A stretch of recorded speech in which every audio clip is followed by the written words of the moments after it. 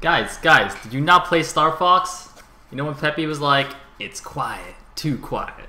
And Star Wolf comes out? Man, that was the best mission ever. Alright. Anyway.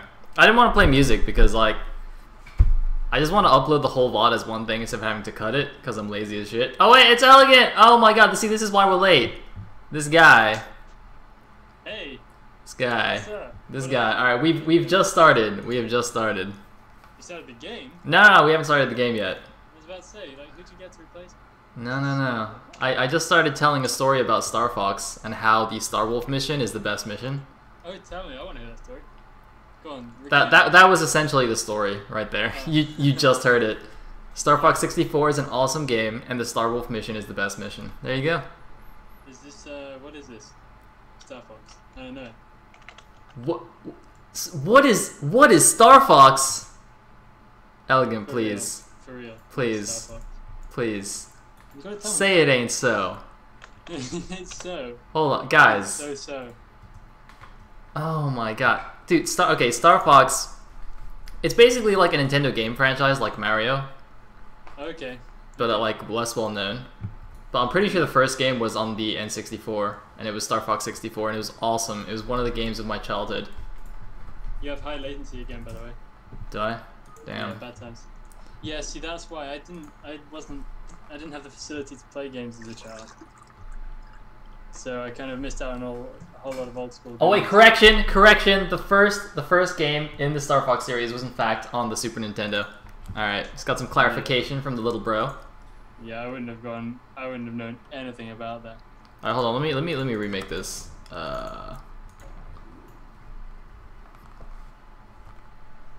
Okay.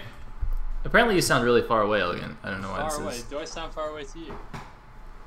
You sound okay to me. Maybe slightly quiet. I don't know. Okay. Well, Apparently okay, I'm much louder. That's really weird because I thought previously people said I was too quiet, but apparently I'm not now. Wow. Wait, let me see. Maybe my. Latency's still too high. Damn it! What did you do yesterday? Worked your magic. Well, I already added a firewall rule. Well, let me just restart brew door. It's usually a good idea. Sorry about this again, guys. Sorry for being late. Sorry for not knowing what Star Fox is. Sorry for, you know, as Bilbo Baggins once said, I'm sorry for everything. Did he say that? Yeah, he said it. I can. That does sound like something he would say. Yeah. Not in The Hobbit, obviously, because, yeah, the Hobbit films are an abomination. But in Lord of the Rings, of course. Snap, dude. I totally agree with you. I don't know why. They're terrible, aren't they? Dude, the second movie, like, I couldn't even take it seriously anymore while I was watching the second movie. Like at the end, alright, so first of all, like, everything at the end of the second movie is, like, completely made up, where they're, like, fighting orcs in the town thing. I was like, this never happened. What is going on here? Absurd. But then, not only did they make it up, but then Legolas, you know, like, he's fighting the orcs, like, you know, in the streets. And then, like, at the end of the fight, instead of, like, shooting this orc with his bow and arrow, he just, like, walks up to the orc and just, like, headbutts him. I'm like, what?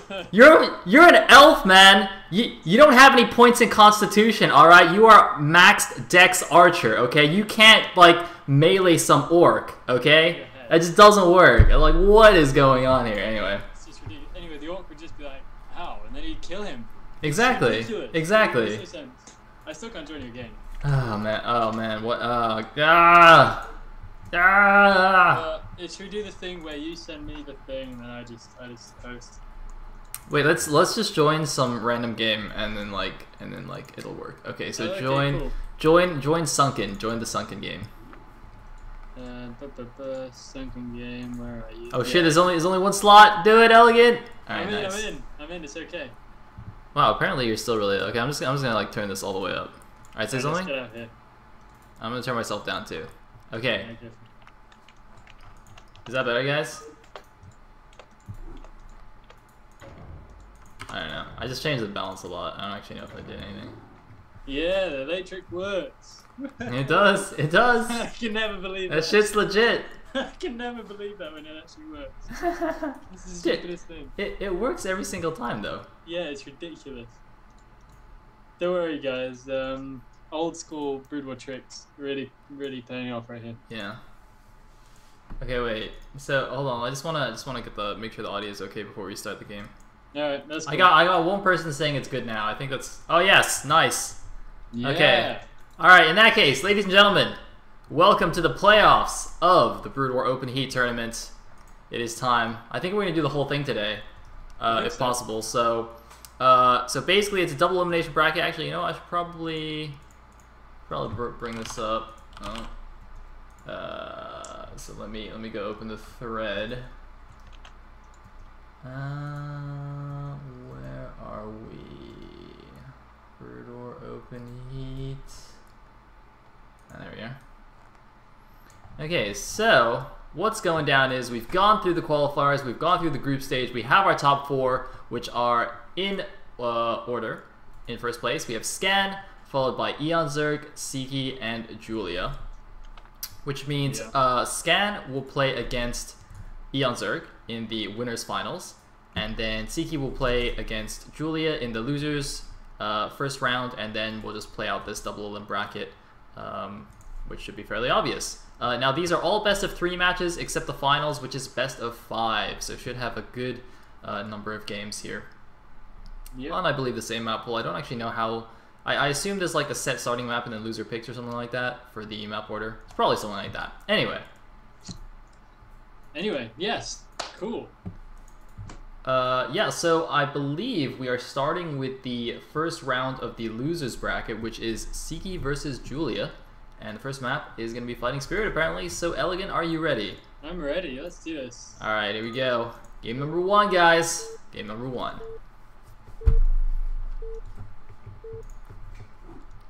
Alright, so this is the losers bracket, believe it or not, with Julia versus the mighty, the massive Ziki. So, spawning in the top left-hand corner as the teal Zerg, we have Ziki.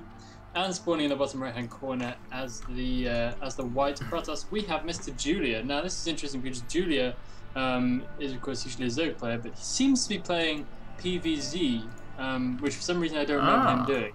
No, he definitely does do this. He definitely does do this.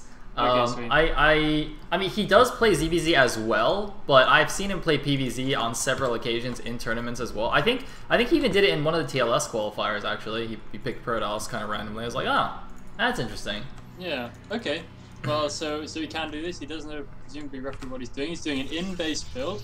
Kind of interesting for Fighting Spirit, but let's roll with it. So let's see what he's got up his sleeve, and yeah, it's going to be a fairly slow scout for both of these guys. Now, in-base builds can often be pretty interesting. It's you can get that tech really early, so you can often catch Zergs by surprise, and you can do things like similar kind of things like you do Corsair builds and then go into DTs in order to secure your expansion. But you can do some more incisive stuff, like there are various Goon Reaver rushes you can do as well. But we'll have to wait and see what's up here. Wouldn't be too surprised if he does something like a Goon Reaver rush, whereby he just tries to kill Ziki fairly quickly before he really has the measure of what's going on. I think that is the main question here, whether this is in fact a one-base all-in that he's just trying to kill Ziki with, or if he actually thinks he can play a long PvZ from a one-base opening, which is generally considered less optimal than a Forge Fast Expand. So yeah. I think this is going to be something. I mean, it might not necessarily. Oh wait, there we go. 2-gate opening here. He's actually built the second gate on 11 here. It's 10-11 gate. Although he doesn't have enough minerals for a probe, so I'm not really sure what's going on here. Yeah, oh, he's actually. Oh, he's just cut the probe entirely. Okay. Huh. Interesting. Interesting. This does seem a bit slow to me though. If he wants to do a really aggressive 2-gate, it's a bit on the sluggish side, and especially since he's in cross positions as well. I think he's not really going to be able to use this to his full advantage. He could have his zealots out slightly earlier, and they're going to be traveling a long way. So this really isn't going to be ideal for Julia. Being a little bit annoying though, as Zeke's front door. This is actually so good. If Ziki built the hatchery like at a 12 or something instead, this would be absolutely fantastic for the 2-gate. That's why Julia was trying to deny this so much. I wonder if he'll even let this finish. I don't think he will. But look how delayed this is. Oh, you cancel it. Oh, nicely done. So look at this. Ziki built his second hatchery on 470 minerals, and it's off location. Wow. This is really nice. That's really rough, actually. So, good little bit of an opening gambit right there from Julia. That's really paid off. I think how much of an effect that actually has on his economy. he was 17 minerals late, and that's just ridiculous. He's got to make another hatchery basically right away here, which he wouldn't necessarily want to be doing at all. Exactly. And the thing is, because this second hatchery is so late, he's not going to have the larva with which to make zerglings, so I feel like his money is going to end up getting sort of high-ish as he tries to defend this. Also, because it's so late, look at this, there's no creep to build a sunken. He cannot build a sunken at the natural for a very long time, so this hatchery is only barely over halfway done. And the zealots are actually going around the 12 o'clock. I'm not sure why this is, and why he didn't just go straight to the natural. Maybe he's just trying to avoid an intercept of zerglings or something, but he needs to get down here before the creep spreads and a sunken can be placed. Yeah, now he's going directly over there. He sees actually the third hatch was placed there. I think he might have assumed that that Ziki would have maybe taken the 12 o'clock since he got blocked so long, but that's actually not the case. Yeah, and it could have been potentially a small control error as well, given that he was being run around in his own made base by those 4 zerglings that snuck by earlier. So that could have had something to do with it as well. But here comes Julia. He's got a good zealot cannon there. Ziki needs to engage very nicely in order to actually take this. He needs a good drone drill here as well. It looks like he will actually get a decent position on the zealots, and it might just be enough actually to deal with them, but the zerglings are falling fast now. 1 zealot still remaining. It looks like he will be able to deal with this first round of zealots, though. There are plenty more on the way in. 1 drone going down now finally, but there is a significant force still incoming from Julia, so Ziki has to make sure he keeps on pumping those links, and he's very low on drones right now too. Can't really afford to lose a single one more. Yeah, so it looks like those 4 lings that went past only got a single kill, presumably a probe kill, before coming back. But Ziki has stopped this attack on the front very well, although more zealots are coming in. The sunken colony is already on the way, so I really don't think this is going to do anything anymore. And in fact, this hatchery that he built off location actually does help sort of block any kind of run-by attempts or anything like that. And there's plenty of lings now, so not too much more Julia can do. But Julia... Oh, no. Oh god, like oh god. Gonna get his zealots caught. He should just fight. Yeah, he's got to fight. He's got no real chance. Ziki managed to get a good engagement on him though, and Julia has no option but to try and just make this as cost effective as possible, which is really a pretty tall order. He just needs to keep those zerglings at bay though for as long as possible, because he has nothing back at home with which to defend if those zerglings were to go all the way around his zealots and just go over to his main, which is exactly what a significant group of them are doing now. There's going to be 2 zealots at the top of the ramp probably by the time those lings arrive, but maybe even not that much. So that zealot on its way home is causing a little bit of a block. More lings out for Ziki at home as well. He's going to be just fine on the home front with his defense. Oh man, he needs to actually just not attack the sunken and only, no, it's too late. He might have been able to just attack the lings and do a run by, but it looks like it's no longer possible. Meanwhile, 3 zealots are now out at home. He got a couple extra just in time, so he will hold off the ling counterattack. So a bit of a funny situation, because if we look at the worker counts here, not that many probes, but equally... Oh my god, wait, 1 zealot somehow actually running straight into the main. I don't actually know how this got through. I turned away assuming all the zealots would die at the front, but yeah, you can see Ziki only had 4 drones here in the main for quite a while. He's just now made a few extra drones. He's only got, looks like 6 drones in the natural as well, so both players on really, really low economy. Meanwhile, the cybernetics core is over halfway done, and Ziki's actually not even mining gas right now, so really behind on the tech. Yeah, way behind the tech. He is managing to drone up fairly quickly at this point, so his economy should be in decent enough shape quite soon. But Julia is quite well ahead on the tech at this point. As we can see, his cybernetics core is about to finish. This is the beauty of a 1-based build. It can really get you way ahead, because you can see if you were to make a Stargate now, it's going to be way in advance of any kind of Scourge strat, and that's exactly what he's doing, throwing down the Stargate at the bottom of his main base. Ziki with a lot of lings now, looking kind of tempted to try and push up the ramp. I don't think he's going to do anything like that. Probably just going to keep Julia nice and boxed in. And they're going to a little bit of a standoff situation for a while here. Julia, though, is going to have to make some good headway with his Corsairs, given that he's going to have a really superior timing. He needs to make the best of that. Yeah, so it looks like Ziki is just going to defend that with some Hydralisks here. Not even bothering to start the lair yet, or just as I say that, he starts the lair, but yeah, that obviously wouldn't be in time for any Scourge or anything. He has to get the Hydras as his anti-air defense, but those should come out in time. He may lose the Overlord that's at the front of the Protoss base here, but otherwise he shouldn't lose any additional Overlords after that. He's gathering the rest of his Overlords up at the front of his natural, where his Hydralisks can defend them. In the meantime, we do see a Forge on the way, so I think Julia's just going to push out here and try and take his natural. I mean, this is basically transitioning into a longer game here. The Protoss is going to take the natural. I'm not sure how Ziki's going to follow up. Ziki will actually have a timing if the Protoss takes a natural where he can just go for like a Hydra Ling all in. Yeah. Because the Protoss won't have his Templar tech for a really long time. In fact, we can see +1 Corsairs are on the way for Julia. Yep, so that means it's going to be a very long time before the tempo attack's happening. On your note of an all-in, I think that could actually be a good thing for Zeke, with the only downside being that I'm not sure Zeke would be particularly keen on taking the risk of an all-in when he knows he's definitely the superior player in the longer game. So he may be more willing to sort of accept a bit of a deficit going into the later stage of the game and just sort of take that and go with it, knowing that he's probably the player above, rather than take that slight risk of an all-in, even if it does seem to be a winning position.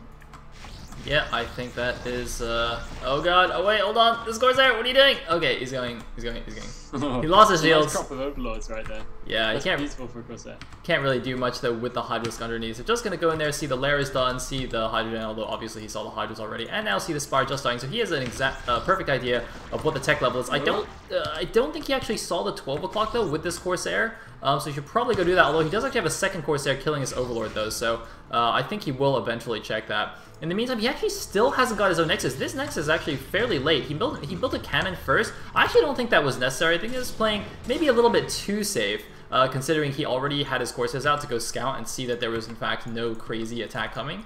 But he's getting his own Nexus now, and Zeke, of course, with his own third base in response, going to be a little bit faster. Yeah, that's going to be a fairly decent timing for Zeke. I mean, it's panned out quite well overall. I think in terms of base timings for the Zerg player, and still not too bad of a situation for Julia. Although I agree with you, he could have been a little bit more sharp on that Nexus timing. I don't think that cannon, if Zeke was going to attack him, would have done too much to help. I think it was a bit of a kind of more of a mental thing, whereby he wanted to have some kind of cannon defense. Oh, we're gonna lose Corsair. Yeah, bang, there goes the Corsair. Yeah, he just kind of wanted something, but we could get a bit of an Overlord burst here. The Corsairs come in. He's only got 2 of them, so they're going to take a while. But Zeke's coming in on the other side of things with some kind of counter-attack. He now has Speedlings, throws a couple of them away straight away, but he does have some Hydras to back us up as well. This is a fairly strong force, and with only 1 cannon in, like we were saying before, not too strong of a defense right now for Julian. Here it comes. Here comes the attack. He's going to be able to snipe off that first cannon very easily, and will probably...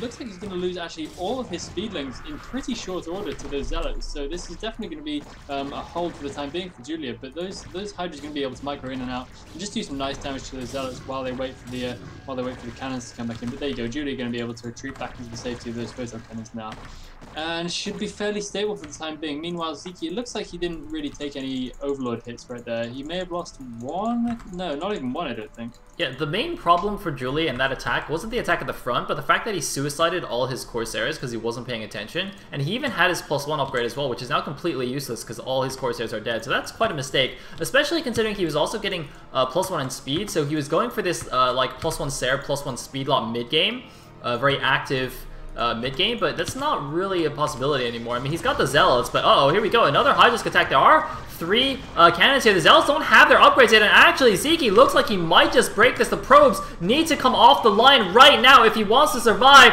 but it looks like it's going to be too late, and GG from Julia. The follow-up attack just takes everything down. Julia actually was, I think, maybe 15 to 20 seconds away from having +1 and speed on those Zealots, which could have made that a very different story, but Zeke hitting at just the right time there. It could have made it a very different story. I'm still not sure it would have been quite enough for him to hold. Julia made quite a classic error there, just under defending. It's like, in that situation, kind of imagine that you're facing down against the Hydra Burst, because there's a lot of Hydras coming at you. Is 3 cannons ever going to be enough? No, 3 cannons is never going to be enough, and slow lots aren't really going to do anything. You've just got to have more cannons, even though it seems inefficient. Yeah. Even though it seems silly. Just imagine like it's a Hydra Burst at an earlier stage of the game. You would never just have 3 cannons. You got to have more. I think one problem there also was because he lost the Corsairs, he actually wasn't even sure. Like, he didn't actually know all those additional Hydras would be coming, so he wasn't actually sure what was going on. And I don't know, I mean, again, also his upgrades were almost finished, so maybe if they had finished, he wouldn't have actually needed too many more cannons. But yeah, I think a couple more cannons would probably do him good there. I guess hindsight is always 2020. Yeah, exactly. But it is a best of 3, so Julia is not out yet. Yeah, and he took that quite well, I thought. I thought he was quite dignified in defeat there. I think that was alright. He did not blame the map or the lag, although it'd be difficult to blame Fighting Spirit. Yeah, that's true. That's true.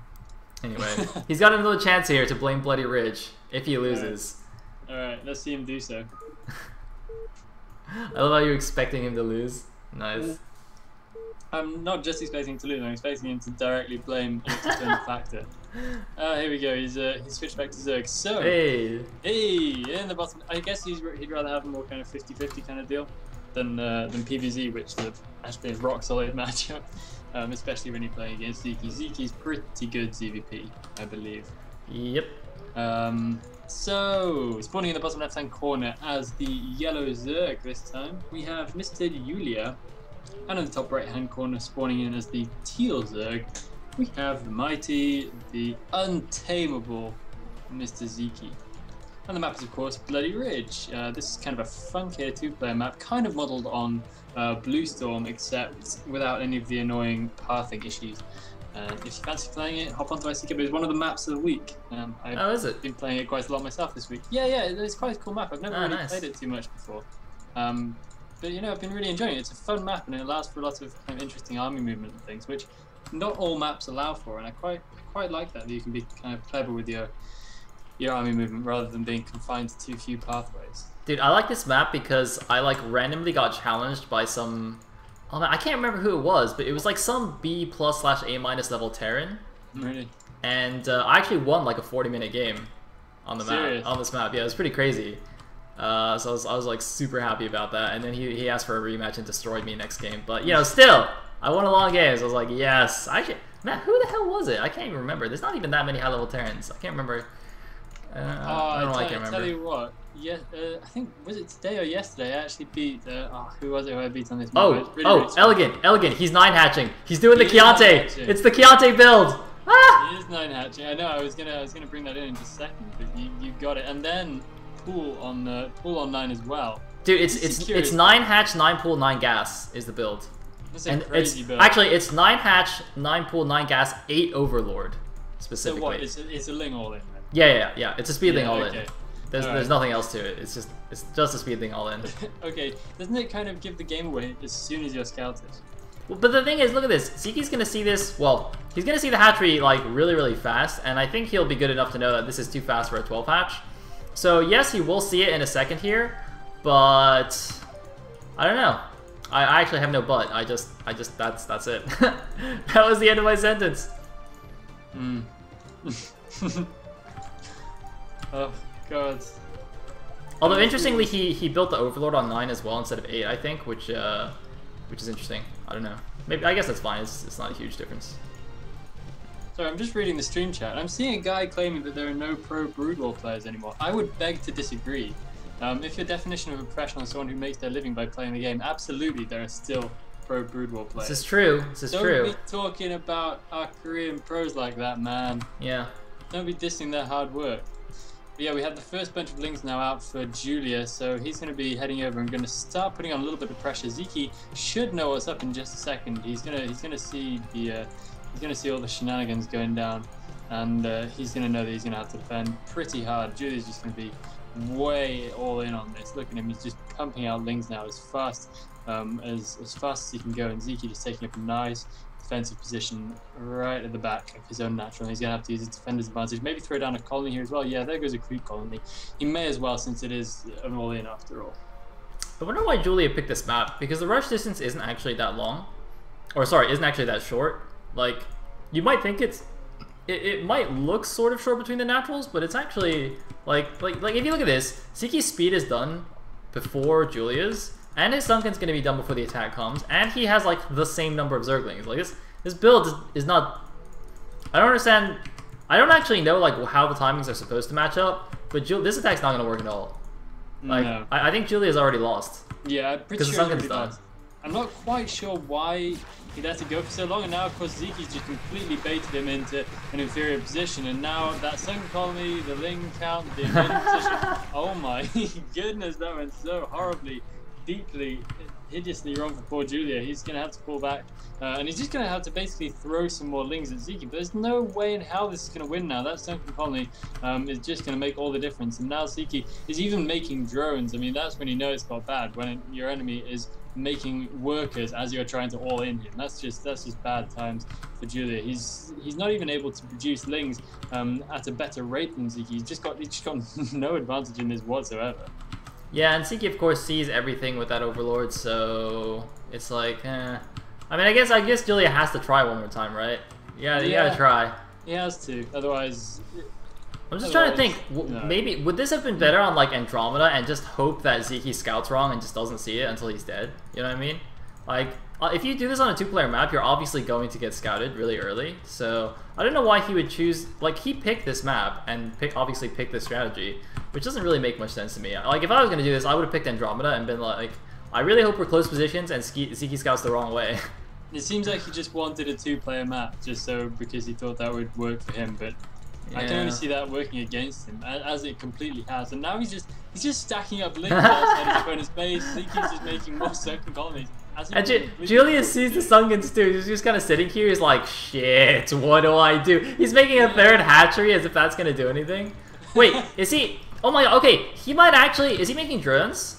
Because he might actually now just like make the third hatchery, make spores, and just like... play defensive. Like, these lings outside Ziki's base are just kind of a scare tactic now, I think. I don't like he should not attack anymore. And he knows there's 2 sunken, so I'm pretty sure he's not going to attack. These are just here to like sort of like semi-contain Ziki while he gets ready. But oh, Ziki's moving out. Julia was not paying attention and is now on the run. But it is speed. Oh wait, no, he's going back. Wait, what? Why is he going back? Oh man, I don't think he should fight this. I think he should just run. Oh man, he should have just ran back and forth to try and delay these lings as long as possible. Now he actually needs a sunken of his own, I think. Yeah. Or he's gonna die. The all-in has become the defender. Now he's just trying the backstab, which could actually be his one way of making any decent headway in this. But he's gonna have to pick off loads of drones. He's going after the Spire. He's going straight for the Spire. This could be really good. Oh man, but at home, his sunken colony is not finished yet. Is he gonna get the Spire? I don't think he will. Oh man, he suicided all his lings and didn't get the Spire. GG from Julia. GG. And that is the series. Ziki taking it down 2-0. There we go. Julia exiting with some shred of dignity, getting his ass absolutely handed to him right there by Ziki. There was just no way at any point during the game that was ever going to work.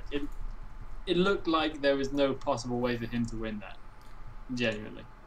Yeah, I still don't think that's the correct strategy to play on a 2-player map because he saw it way too early. No, just no. Didn't look good. Did not look good. Well, that will be that. Now, let's see. What is going to be the next series? Alright, looks like we're going into the winner's match now for Scan versus Eon Zerg. Alright.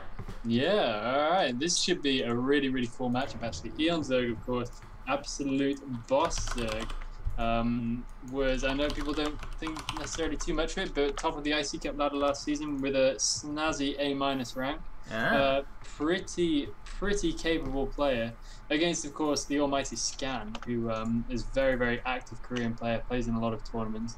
And have we seen him in any Sonic events? I feel like he plays in a lot of Chinese events, I think. Yeah, we see him I don't know about Sospa leagues though. I think he played in one of the SSLs, recent SSLs, in like the group stage or something, but I don't think he made it through the group stage. Oh wait, no, maybe he did actually. I feel like he made it through like the first group stage and lost in the second or something. I don't know, something like that. Yeah. Well, anyway, Scan equals really awesome against and is very used to playing very high-level players. So this is going to be, though Eon Zerg is a pretty awesome player, this is going to be an uphill struggle for him. Scan is going to be very, very well prepared for this matchup. And yeah, Eon Zerg's got his work cut out for him, but let's see what he can do against the Korean boss. All right, here we go. All right, Elegant. What are your thoughts on Two-Port Wraith? How likely is it we're going to see this game? My thoughts on Two-Port Wraith are that I like it. I think it's pretty good, and I think he's going to do it. And I'm in the right game, right? Nizzy is in fact in my game. Oh man, I love how you have to check that. Thank God. Wow, Nizzy's a player I haven't actually seen for ages. Yeah, wait, why is he here? Yeah, oh, dude, I think it's because he's playing a 2v2 tournament with Scan right now. There's an ALK 2v2 tournament going on, like a $35 tournament or something, or $50 tournament, and I'm pretty sure Nizzy's like Scan's 2v2 partner for that. That's why he's here. Yep. Okay. All right, so you guys spawning in the top right-hand corner as the blue Zerg, we have Mr. Sorry, I always said Zeke. We have Mr. Eons there. I've got Zeke on the frame. I feel like those last 2 games were so short that we should still be watching him. And up in the top left-hand corner, spawning in is the red Terran. We have the fancy Mr. Scan. It's kind of nice to have some Terran representation this late in the tournament, I have to say. Even though he's Korean, even though he scares the hell out of me, it's cool to have him there. I quite like it. Yeah, he is the defender against an all Zerg playoffs. Yeah.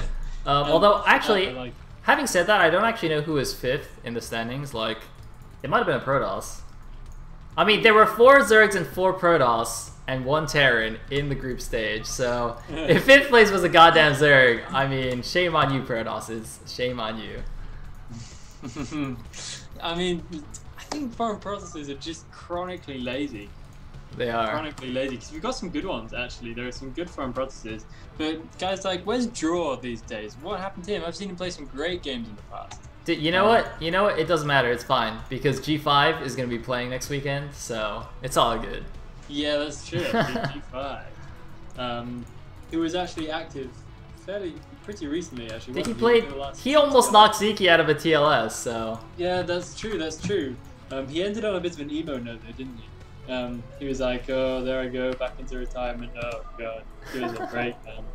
Well, he's playing next weekend, so I guess we'll see how he does. That just goes to show, no one ever really retires. All you have to do Dude, is that seems to be a Protoss thing too, right? Like, I mean, Draw does it all the time. He's like, he retires every other week. Yeah, it's absurd. Dude, these Protoss players, man, they're lazy and emo.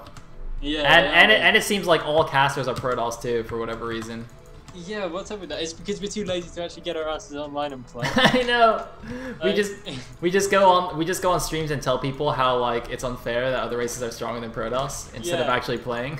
Of course they seem stronger, whereas look at you, man, with 1,000 points. What's this? The season's almost over. Me languishing at kind of high mid C minus, with like 2 weeks to go in the tournament. What are we doing? Why are we here? Why aren't we mass gaming? Like, so we can actually, you know, do something useful. Crazy times.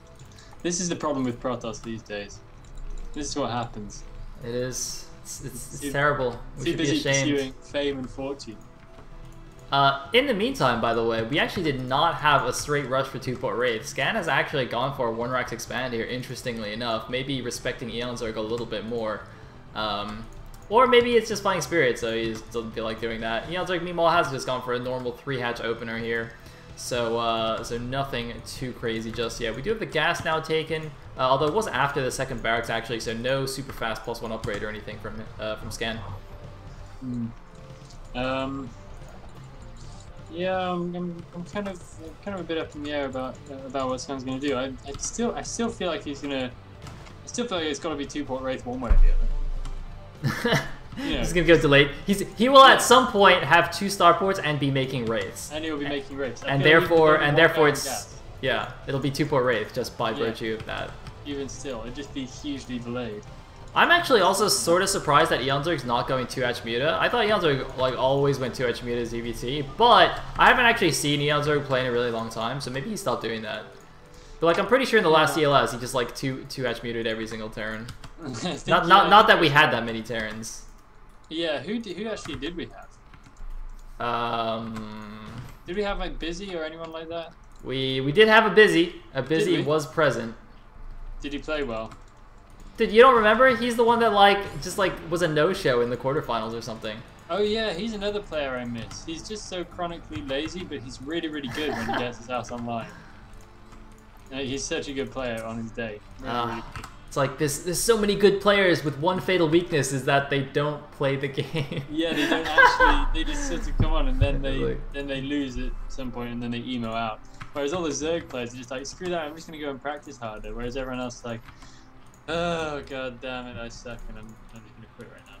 Dude, it's like all those random D level newbies in the strategy forum who are like, oh yeah, I'm D, but I could totally be A- if I actually practiced. Except these players are actually like that. It's like they could actually be A- if they practice. They're not just like some. Yeah. Anyway. I think that's what hurts them the most because they know they could be and they're not.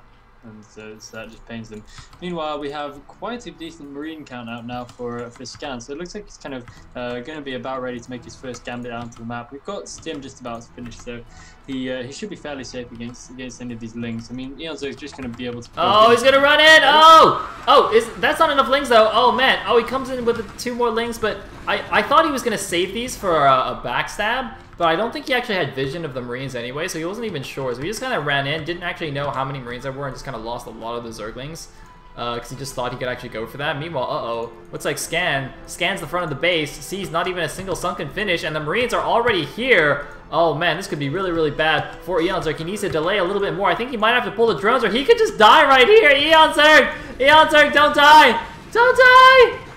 He's gonna do it. He's gonna die. The Marines are starting to fall, but the Sun Colony, of course, pops straight into death. Eonzerg does still have a little bit of time for that Sun Colony to finish, but I don't think it's gonna happen. Scan getting a little bit distracted there. Eonzerg's gonna have to do some sick drilling right here. He needs that Sun Colony to survive. Oh, the Sun Colony does just make it out. All the drones going down though, and Scan just destroying Eonzerg's economy in one fell swoop there with an attack which really shouldn't have done half as much as it did. That's meant to be like the standard sort of poke out in the early stages of the game. Instead, it made it all the way into his natural. I think there was a bigger problem there, Elegant, which is that he made Eonzerg use all his larvae for lings, which means he can't make the mutas. Like, look at this. His mutas are now just popping one at a time. He has 600 gas in the bank, but he can't use it because he just used a whole bunch of minerals and all his larvae on these Zerglings, which are now not doing anything. As you can see, just suiciding to try and do a counterattack, but Scan obviously knew that was coming. That was the only possibility for Eonzerg. So now Eonzerg only has 4 mutas out. He's still got 500 gas in the bank, 400 gas in the bank that he just cannot use, and he is just in so much trouble right now. Yeah, this is incredibly bad for Eonzerg. He's got to try and make up some ground, but he can't even take down a missile turret with this music count. There's just no way. And Scan's economy is really pumping right now. He's not even having to make SCVs anymore. He's got all he needs. Now he can just bash out units at quite an alarming rate. 4 barracks working overtime is quite a scary thing. It's incredible how fast those Marines come out. And now he's out on the map again. Oh, Eonzerg throwing away a Mucilis needlessly in the middle of the map right there. Not quite keeping an eye on Scan's unit movement. Yeah, oh, and almost loses another one. Only 7 hit points left. Very, very weak in Mucilis right there. I'd be surprised if Scan doesn't find it during the next engagement pretty sharply. I don't even know how Eonzerg is going to be able to hold on at this point against Scan's next attack. I can just see Scan breaking down his front door right here. Yeah, not only that, I mean, note that Eonzerg did go for 3H opening. At this point, he should have a 3rd base already up. And yet, has he even sent a drone out? I don't think he's even sent a drone out to make one. Like, normally at this... Oh, God, no, the mutas again! Oh, man, another muta barely surviving there. But see, at this point, you would have expected the Zerg to have, like, the bottom right main base taken or something like that. Yeah. And yet, Eonzerg just, obviously, after that initial attack, had no possibility. He's actually going crazy Zerg to try and catch up. He's going straight Queen's Nest here. And I actually have seen this several times in the Sospa scene. I think By Hero does this a lot. When he gets behind early like this, he very often actually goes Crazy Zerg to catch up. The first time I saw this, I was like, that doesn't make any sense whatsoever. Like, Crazy Zerg is hard enough when you're, in a good position. How can you pull it off from behind? But actually, I've seen him make it work. So, we'll see how this goes for Eonzerg. Yeah, this is, I like the way Eonzerg is trying to play this. He's not just kind of, oh, I don't like that, losing music.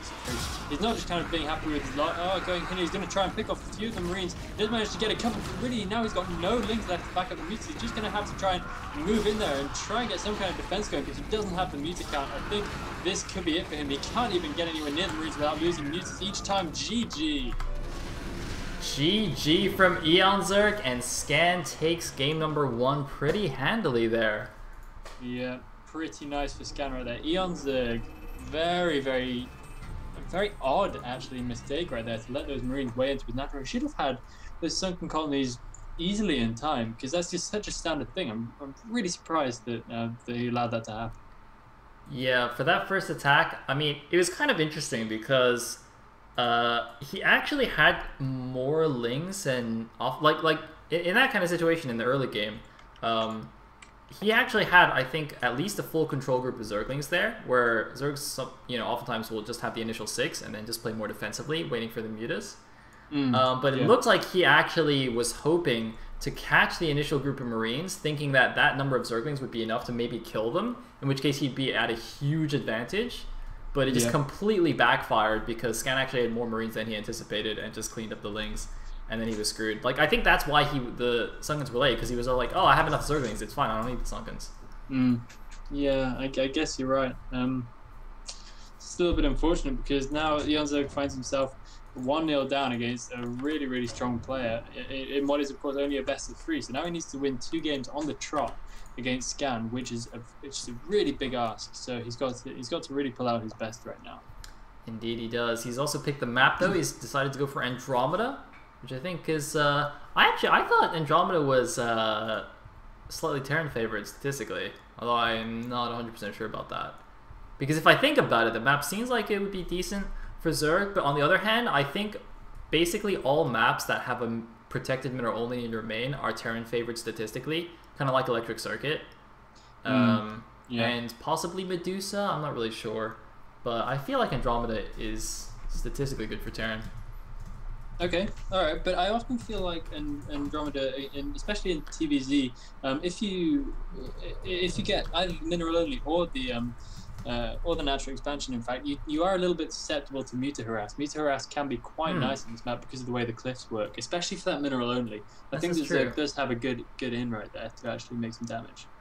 And the low ground lurker rubbish as well. Don't get me started on that. Alright, well, I guess we'll see what happens here then. Let's go into game number 2. Actually, that's a good point. Maybe Ionzorg will go 2H muted this game. Yeah, maybe. I wouldn't be surprised. I mean, I'd consider if I was him. Not that I'm in any position to be telling Ionzorg what to do, but just saying. What the hell? What are we watching? I guess this is right. Why? Why is he called? I have no idea what's going on. I've Steve manned myself. Don't worry, Elegant. Don't worry. This is not. I'm seeing the same thing you are. I'm seeing minus TM Zaz and Deep Android. Are they playing on Fish or something? Oh yeah. Oh yeah. I guess they changed servers because of lag or something. Okay. Oh, that makes sense. There you go. Oh, nice. Ooh, cheeky from Ionzorg playing as Android. Like, why is he doing that? That's kind of funny. Contrary to what the names would have you believe, in the top right-hand corner, spawning in as the purple Zerg, we have Ionzorg. This is not Android, not even related. This is Ionzorg. And up in the top left-hand corner, spawning in as the blue Terran, we have Mr. Scan minus TMZOS. Or should I just pronounce that? Tumzos. Tumzos. Tumzos. Good times. At least that's pronounceable. Of like all the Korean names, like that one's actually sort of pronounceable. You know, tell me it actually means something now. Yeah, it means hedge in Korean. It probably does, man. It probably does. Dude, all those random names mean something in Korean. Yeah. Anyway, looks like I'd never be as good as Harangi. So. Harangi. It's the best because it baffled everyone at the beginning. Everyone's like, Harang too. Turns out it actually means tiger. Boom! Don't mess with a tiger. Never, ever mess with a tiger. You don't. Wait, what? Why is this hatchery in the main? What? That's a little bit strange. So I guess our theory of 2-hatch meter just went out the window. Because there's no way to do 2-hatch meter on one gas. It just. For a second, I was hoping he would go like 3-hatch before pool, but he's not actually gonna do that. So yeah. I don't know why he's doing this. I guess he's like super scared now, but. Like, what? He's gonna have to take the natural anyway with his third hatch. Yeah, he doesn't. Oh, maybe he was actually scared that Scan would try and proxy 2 racks in the middle of the map against him, because Scan has done that before, and because he's up a game, Scan could have just been like, screw it, I'll just try this, even if it doesn't work. I have another game to go. Yeah. I could definitely see Scan doing that. When Ionzorg played against Scan in the round robin stage, he did actually bunker rush him. He actually pulled SCVs and bunker rushed him on Outsider. So. Yeah, okay, fair enough. So Ionzorg mixing things up a little bit here. He can't get that natural hatchery down though. Scan's going to do a really annoying job of blocking this for quite a while, I think. And of course, SCV definitely wins out over drone. So Ionzorg's going to need to call in some backup right here.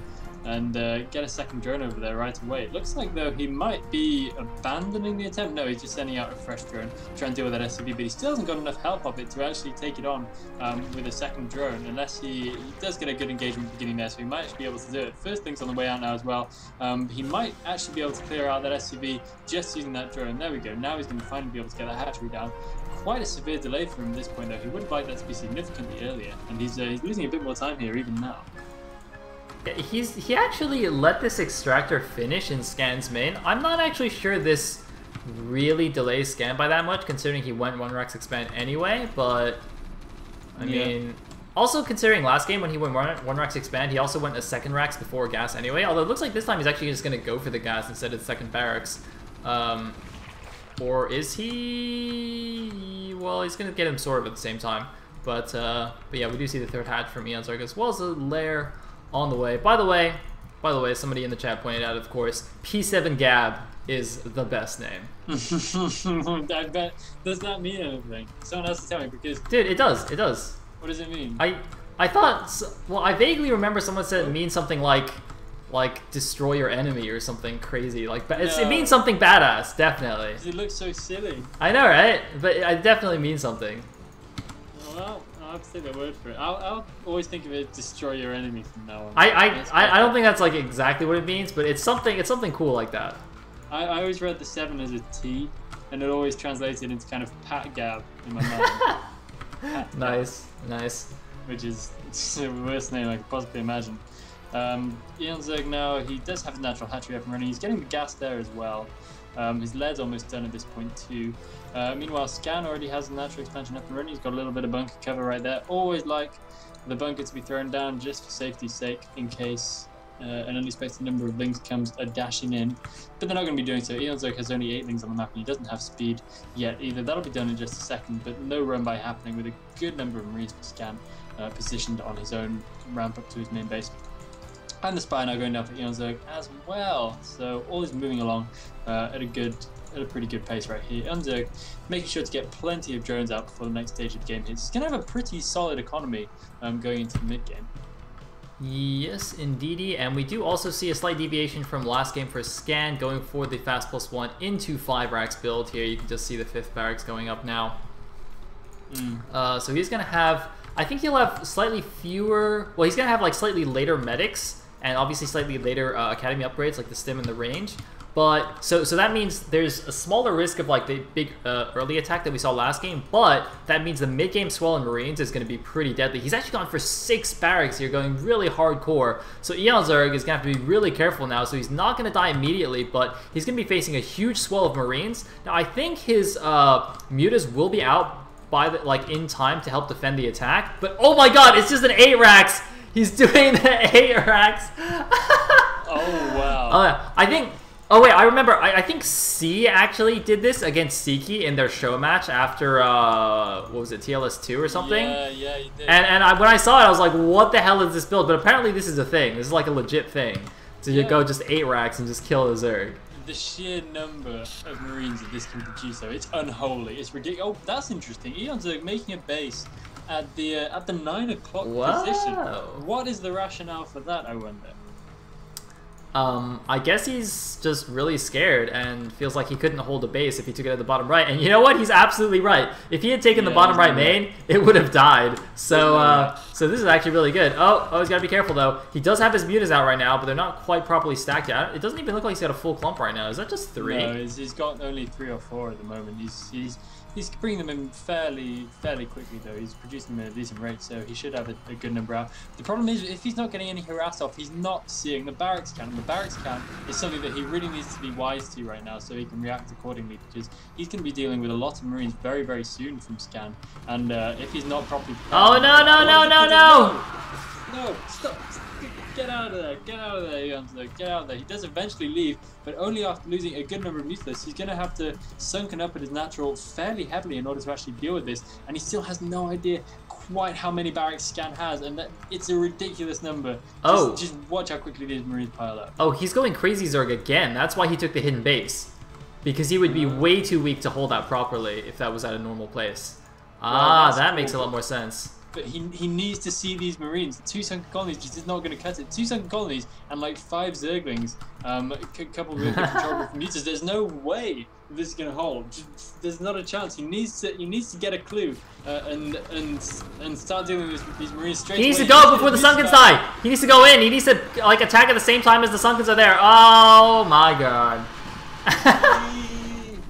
Oh, well, you have no more mutas, good sir. Oh, like that was one of the worst things I've ever seen. That really hit. GG. GG from Eon Zerg, and Scan taking him down easy peasy with the 8 racks. See, it's hilarious actually when you see someone like Scan against an A- player like Eon Zerg. It's like, well, I could do that, you know. That's just easy. But it just doesn't work that way. Like, it's so funny because like Scan made Eon Zerg look so bad right there. But like if Scan were to play, you know, against one of the top class Saucepool players, like By Hero or something, like By Hero would make him look just as silly. And so you're thinking like, how is this even possible that there could be such huge skill tiers? Like, it's even just at the top levels. I know, right? Blows my mind. Blows my mind. That's why Bruno was amazing. You would have watched that game if that had been 0 or something on the other end of it. You would have thought, come on, Scan, how is that ever gonna work? It would have just been rinsed one way or the other. But damn. So Eons are crashing out in quite spectacular style there, and that I guess puts Scan to the final, doesn't it? That puts Scan through all the way. Yeah, he is now in the grand finals, and that means Eon Zerg goes down to the losers bracket to play against Siki. Yep, okay, and this is definitely going to be a ZVZ, and this is somewhere where Eon Zerg does still have a very real chance. To say nothing of his chance for if he gets into the final against Scan, because that was a pretty brutal pair of games, to be quite honest. So let's see if he can get some thinking time right here and bounce back if he does indeed take a series off Ziki, which would be a fine thing in and of itself, because Ziki is of course quite the Zerg master. Well, he did beat Ziki in the group stage. Yeah, so he's got that going for him. But let's see if he can repeat it here. It is a best of 3 now instead of a best of 1 as well, so that makes it even more difficult. But I believe in the Eon. I believe in Eon, but I also believe in Ziki pretty strongly. So I guess it's kind of a 50-50 coin flip kind of thing for me, which just sums Zerg up perfectly. In the top left-hand corner, spawning in as the red Zerg, we have Mr. Eon Zerg. And in the bottom right-hand corner, spawning in as the white Zerg, we have Mr. Ziki. Indeed we do. Indeed we do. So it looks like actually first map's just going to be Fighting Spirit for all these matches, followed by losers picks. I think that is the best way to go. Yeah, good choice, Apocalypse. Good choice. And well, man, really fast games. It's only been like an hour, and we've gone through 2 series already. So let's see how long these games go. Hopefully we get like an epic ZVZ, like high level ZVZ. It goes 40 minutes or something. Would quite like to see that. Also, Eon Zerg is going crazy. He's got like 600 APM right now. Oh my god, the spammage is real. He is really spamming like mad here. Ziki, he's spamming a fair amount, 400 APM, kind of chilling, but 550 APM is ridiculous. And that's some serious spam right there. Both of the we've got a hatchery already, not a hatchery, a spawning pool already from Ziki. Meanwhile, Eon Zerg just holding on a little bit longer before he does. Wait, what? Ziki went 9 pool in a ZVZ? Yeah. Oh man, I thought he like speed no less. I think he like 12 pools or over pools at least every game. I don't think I've ever seen him 9 pool. Okay, but I probably have, but I didn't remember. Dang. Oh wait. Oh no! Oh no! Oh, it's a 12 match! Oh, Eon, please no! Oh no! He's done it. He's done it already. Oh, signed his own man! I don't know how Ziki knew this was gonna happen. This mind game, Ziki has just won the mind war right here. Yeah, he's just a master. You can't mess with Ziki. This is crazy. Like the one time I see him not do a 12 pool is like the one time. See, Eon Zerg must have known this. Eon Zerg must have been like, yeah, Ziki always goes 12 pool. Let me just go 12 hatch and I can win. And Ziki's like, nope. Ziki is in fact a Sicilian merchant, guys. What? Wait, you don't know that reference? Have you not seen Princess Bride? I have, but ages and ages ago. Oh my dude, the Sicilian merchant, man. That's like the most famous. Even people who haven't seen Princess Bride know that. No. Oh my god, guys, Elegant doesn't know Star Fox. He doesn't know anything about Sicilian merchants. I don't even. Elegant, are you a real person? We're gonna have to meet up, and you're gonna have to show me. We need some education here. Yeah, you're gonna have to bring me into the real world. Oh man. Yeah, in the game, we currently have a whole bunch of links making their way over to Eon Zerg's natural. I hope he cancels that hatchery. There's no way. Oh, that hatchery hatches just in the nick of bad time. Oh man, all the drones are pulled. All the drones coming off the line. Fair enough, really, because this is a tough situation right now. Eon Zerg's going to have to try and do something pretty awesome in order to hold this up. There's no way it's really going to happen at this stage. He's doing his best. He does have some links in play now, but he needs to not lose too many drones. He's going to lose one drone. And he's going to sort of defend for the time being. He needs to get back up the top of his ramp. Ziki already, though, with speed. Eon Zerg, you need to not get caught down on the bottom of your ramp. This could end very, very badly. For the Spanish Zerg. He needs to get back up to the top of his ramp right away because he's going to get outmaneuvered seriously since his opponent has the speed and he doesn't. And how's his speed actually coming on? Nearly done, so he will have it in just a second. I guess he just doesn't want to get blockaded in at this early stage of the game. Yeah, I mean, that's... He didn't even kill like that many of Ziki's lings when the hatchery went down. Like, if he killed a whole bunch of lings, maybe he could do something now. But, yeah, this is pretty bad. The Spire is on the way. Eon Zerg finally has speed, so he's going for the counterattack, but Zika will just make a few links to help defend that. I mean, Eon Zerg doesn't have any larva advantage or anything, so he can't really press that. It looks like Eon Zerg is just going to remake the hatchery. I think that's the fairly standard thing to do from a 12 hatch from this position, is just to remake the hatchery and play super defensive from there, knowing that your tech is so slow, there's no point trying to catch up, so you might as well remake the hatchery, get spores, play defensive, and try and catch up that way. So you can see his hatchery, his expansion will still be earlier than Ziki's, even though he got it, like, even though the first one died. It's just a matter of being able to hold off the mutas when they come out. Yeah, that's really all that counts. And like you say, like you were hoping for earlier, we could actually see it go into quite a significantly longer game at this point, because yeah, Eon Zerg just has absolutely no choice but to defend at this point. So it is going to be spore colonies. He needs to get that tech going pretty soon. He needs to get an evolution chamber, because otherwise he's going to be caught short without any actual defense to speak of. I don't see any evolution chamber incoming as of yet. I'd imagine he's going to have to throw it down in just a couple of seconds here. But the mutas are already pretty much about to finish. Yeah, I think generally the timing is if you make the evolution chamber like right as the mutas start making, you can actually get spores in time. But obviously he hasn't actually started. Okay, now he started it. So this, I think, is going to be slightly late. But if he starts the creeps straight away, like obviously you can start making the creep colonies before the Evo finishes and make them straight into spores. Like if he starts the creeps now, I think he'll still be okay at his main. But it looks like actually the mutas are going to spend some time to attack the lings at the front. So that'll give Eon Zerg a little bit more time. You can see the creep colony now starting in the main base. The natural actually only just finished, so he only just now had the creep space to actually make this creep colony. But I think he'll be okay. Yeah, he should be just about alright. Ziki was slightly slow getting the Overlord into Eon Zerg's main, so he didn't quite know exactly how slow the spore colonies were. And look at this, still managing to distract the mutas. Eon Zerg is just desperately... Oh man, but he's gonna die to Zerglings. He's gonna die to Ziki's Zerglings. Oh yeah, so he is. Okay, forget it. It's not actually going to be close at all. Zeke's just going to go straight in with Lings, and he's going to be able to take this down. There's no real way the Eon Zerg's going to be able to hold on unless he gets an incredibly superior position. He is using his defender's advantage quite well at this point. Very impressive stuff right there from Eon Zerg. The Sunken Colony might finish, and he might actually be able to survive for a while longer. That's very, very surprising right there, but very nice defense from Eon Zerg. He's actually going to be able to hold on without losing a single drone as well. Oh my goodness, I thought he was dead there. I thought he was dead at that point.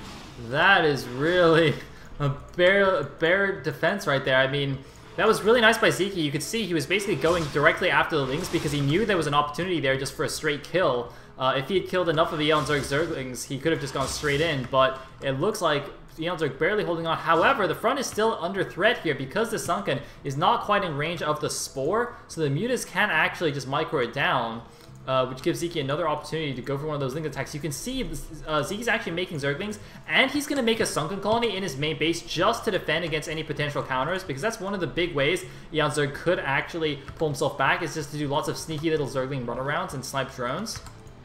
I mean, Eonzerg, look at this. He's got a decent drone count. I mean, uh-oh. Zeke's got enough mutas to brute force the Spore. There's only one Spore finished, but the second Spore is on the way. So it looks like Zeke's going to go away. The key number is you need at least 4 Mutalisks to brute force a Spore down. But it looks like the Zerglings are going to pull them away. Yeah, and Eonzerg's actually playing this very, very nicely right here. Moving where and when needed with those Zerglings very, very nicely indeed. Got his own ramp blocks as well, just in case for Ling run by, but I don't think he needs to be too concerned about that. He needs to get those drones back to mining just as quickly as possible, and with a second Spore colony in his natural, he should be just fine. That was a bit edgy for a while though. I thought Zeke could have had the muta count to do that, but as it is, Zeke really needs to now be very proactive with these mutas. He needs to make sure he picks off as many drones as possible. Oh man, +1 of air weapons is actually finished for Zeke. He's going for the Spores. One Spore's fallen, the other one needs to morph for Eonzerg. He didn't quite have 50 minerals. Oh no, the natural's gonna fall here. Eonzerg did not quite have enough. That one was too damaged, and the +1 attack upgrade, the key upgrade, allowing Zeke to break down the natural, and that is super bad. And look at this. The counterattack is not gonna matter because it's a sunken. Oh, right, okay. Yeah, there's a sunken colony, of course. So Zeke's going to be very, very well prepared for the counterattack. This is very unfortunate for Eonzerg. If he'd have had the third Spore colony in time, this would be looking a lot better for him right now. There would have been no way those mutas would have been able to break. And trying to get the Spire, but no dice there either. And those mutas are just going to lay waste to the natural expansion. So Eonzerg condemned to one base, is now finally getting a Spire of his own. Wow. That is obviously way behind that of Zeke. He's going to try and go back in again for the Spire. He might. No, there's actually no way he's going to be able to get that. And unfortunately, the +1 weapon is already finished. GG from Eonzerg. By the way, when he left there, he was at 15 of 2 supply. He had no overlords on the field. Oh. Yeah, so even though he had a Spire on the way, there was absolutely nothing he could do. Damn. Yeah, I think that really shows us the difference between a really good player and a less good player, because we saw I believe was it Zero get just kind of baffled by plays like that yesterday, where he was going up against really defensive plays and he just wasn't really able to make any headway, whereas Zeke was really able to pick his moments very, very well and was actually able to be very proactive against such a play, and that just really shows you the difference and how differently it can balance when the player really knows what they're meant to be doing against a particular strategy. It's really crazy. I mean, I thought even though Eonzerg was in such a terrible position after losing the initial hatch, it looked like he was actually doing okay after he held off the or delayed it long enough to get spores for the mutas. I was like, no way, is Eonzerg gonna win from this position? Because you know, he had like the drone advantage and everything, and he just wasn't gonna die. So it's like, oh wow, cool. And then Zeke like got +1. I was like, ah, that's a good idea. Yeah. Yeah. And then Zeke won. So I was like, ah. Very nice play from Zeke, but they both actually played very nicely there. Eonzerg held on. It's particularly that moment where we both thought that he was going to go down. He used his defender's advantage really, really nicely, and was able to go toe to toe with Zeke in some situations which we wouldn't really usually see it happen. Most players would have folded at that point or earlier. So definitely held on nicely right there, and could have actually got himself into a winning situation had the game gone a little bit longer. Well, I believe in the reverse 2-1 though. I believe. Eonzerg, you can do it. All right, here we go. Game number 2 on Outsider. He's got the potential. He does indeed. Wait, was Outsider the map that he beat Zeke on in the group stage? Yeah, I believe so. Nice. Good choice, Eonzerg. Very good choice. He's got his lucky map. It's kind of cool actually if Eonzerg can really do this. I mean, not necessarily if he wins, but he's showing himself to be capable against Zeke, and Zeke's been on the top of the throne like undisputedly for quite a while now. So that really opens it up. I mean, I know it's another Zerg, but it kind of opens it up nicely that there's someone who can actually seem to take him on in a reasonably balanced game. Yeah, definitely.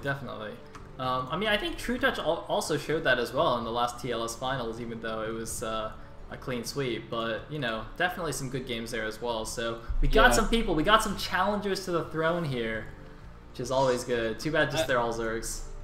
Yeah, I really believed in the last TLS final that True Touch could do it. He looked really promising at some point during those games, didn't he? He looked really, really good. I think he was actually winning both of the first 2 games. Yeah. Like I think in one of the games in particular, he was like convincingly winning, and in both times just like threw it away.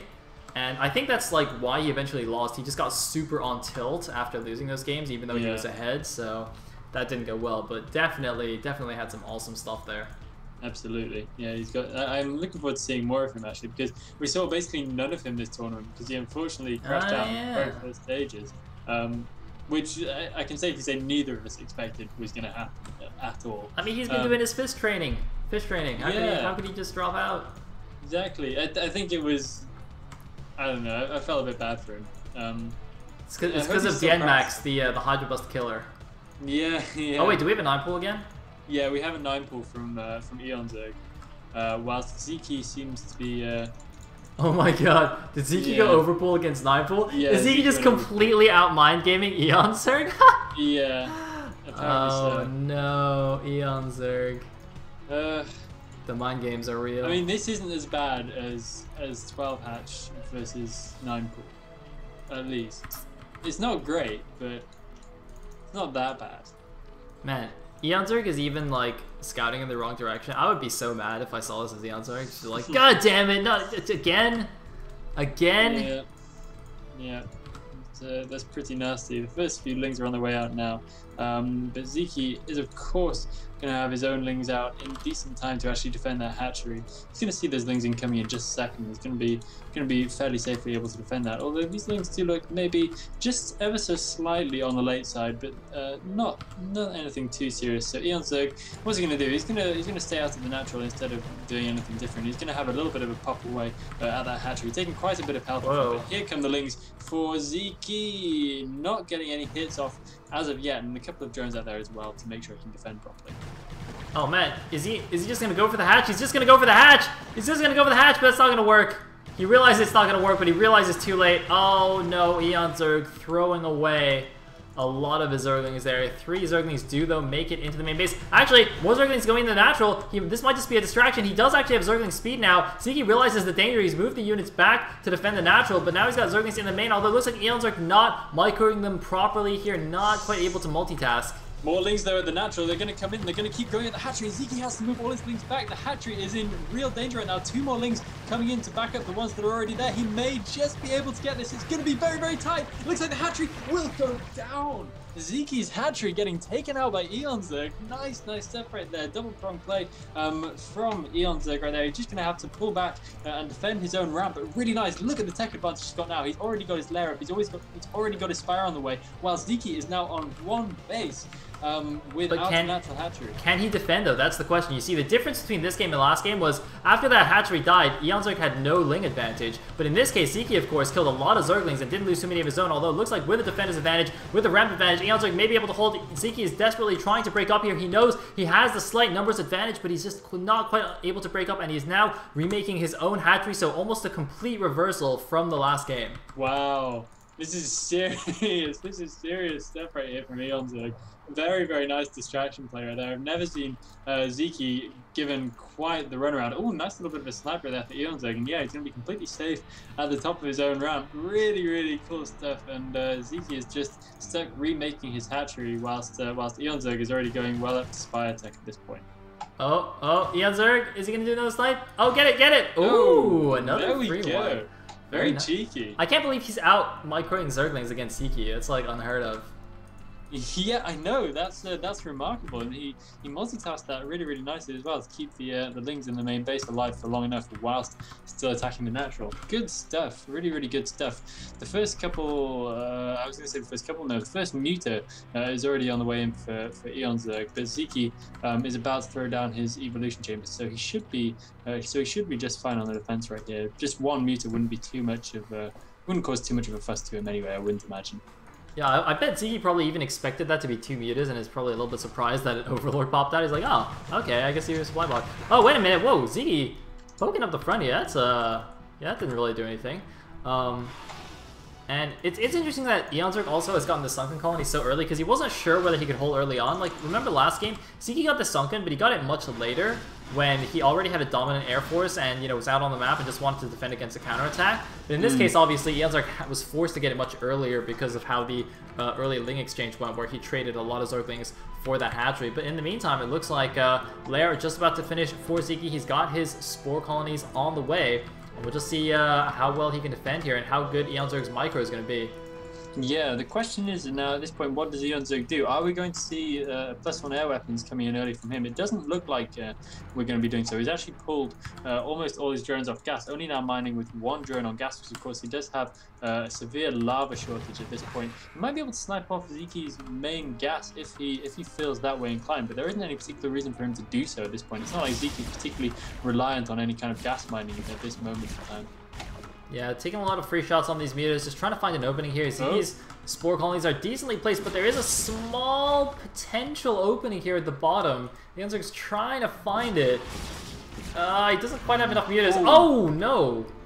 That's a bit unfortunate. The spore colony somehow managed to target down the damaged nucleus. Perfect targeting right there from the spore colony, but we do have a little bit of a Ling attack coming in the front of Zeeky's base. Zeeky looks fairly well prepared to defend this. He's got a good number of Lings out. He's not being able to use his natural expansion to its full potential as of yet.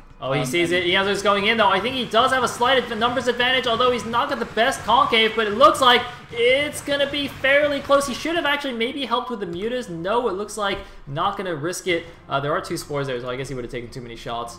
But yeah, one thing, by the way, about that spore targeting, I wonder if Zeeky actually manually targeted the spore colonies. Because at this early stage, it's not like he has any units to control anyway, so he could have actually just hotkeyed each spore colony and like right-click them on the same muta. I think I've seen like good Korean players do that on their streams. So I think it's actually quite likely that Zeeky deliberately targeted down that muta. Yeah, it wouldn't be surprised. And Zeeky is, of course, someone who would pay that attention to detail. Meanwhile, we do have a Ling counterattack coming in here. They're looking like they're going to try and grab that hatchery. They're not going to be able to do so, I wouldn't imagine. There are meters back there to defend, so that's going to be alright. And Eonzerg is just going to be able to get his own natural expansion up himself fairly securely. There is quite a significant number of Lings coming in now.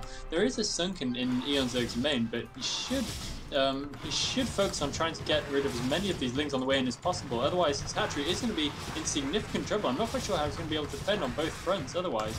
Zeeky's still with a pretty significant number of Lings. How many drones can he get? That is the question. He's going to grab that one inactive drone straight away. Not working anywhere near hard enough anyway at that point. He's going to have to do a pretty nice drone drill. Will he be able to grab another Ling? Zeeky. Oof. Yes, there you go. Getting one more Zergling. Very nice right there. Quite a lot of Zerglings went down, but I feel like that was worth it. Managed to get 2 drones. Yeah, that was actually pretty good by both players. So Eonzerg doing a pretty decent drill of his drones, but you know, Zeeky getting 2 of them anyway, and it's actually going to continue with the Zergling attacks. The thing is, there's only 2 mutas in the air. Eonzerg actually just, for some reason, has not produced any more mutas, and 2 mutas actually does not have that much DPS when you have so many Zerglings running around on the field. So that's actually some really nice maneuvering by Zeeky to just keep the pressure on. It's really interesting. I mean, Eonzerg has like 400 gas in the bank that he's not using. That's so much wasted potential right there. I mean, I can sort of understand the fact that he wants to save the minerals because he's really short on minerals, and you know, doesn't feel like he can actually do anything with the mutas right now. So he's just trying to play catch up economically. But I mean, I don't know. Maybe he could just make some Scourge and kill Overlords. I mean, I don't really know. It just feels like such a waste to have 400 gas in the bank not doing anything. Yeah, I don't really know how much there is right now left in this game for Eonzerg. He's made a lot more Zerglings instead of droning up, and he's just going to have to try one big break right here, and it might actually have something in it. He's going to get rid of all of the Lings from his opponent, but Sunk only hatches just in time in characteristic Zeeky fashion. Only 4 Lings actually make it into the main base at all, so that wouldn't be too much of a problem for Zeeky. He has got a Spire of his own right now, and so he's going to be able to pump out Scourge in fairly short order. Spire, a little bit of danger, but shouldn't be too much of a problem. Oh my god, Eonzerg has actually rallied his hatchery to Zeeky's main, or Zeeky's natural, so he's losing 3 Zerglings at the front. He just lost like 6 Zerglings for no reason at the front. Yeah, I don't really see what. Wow, he's just all in linging. He's only making Zerglings right now. He's all in on Zerglings.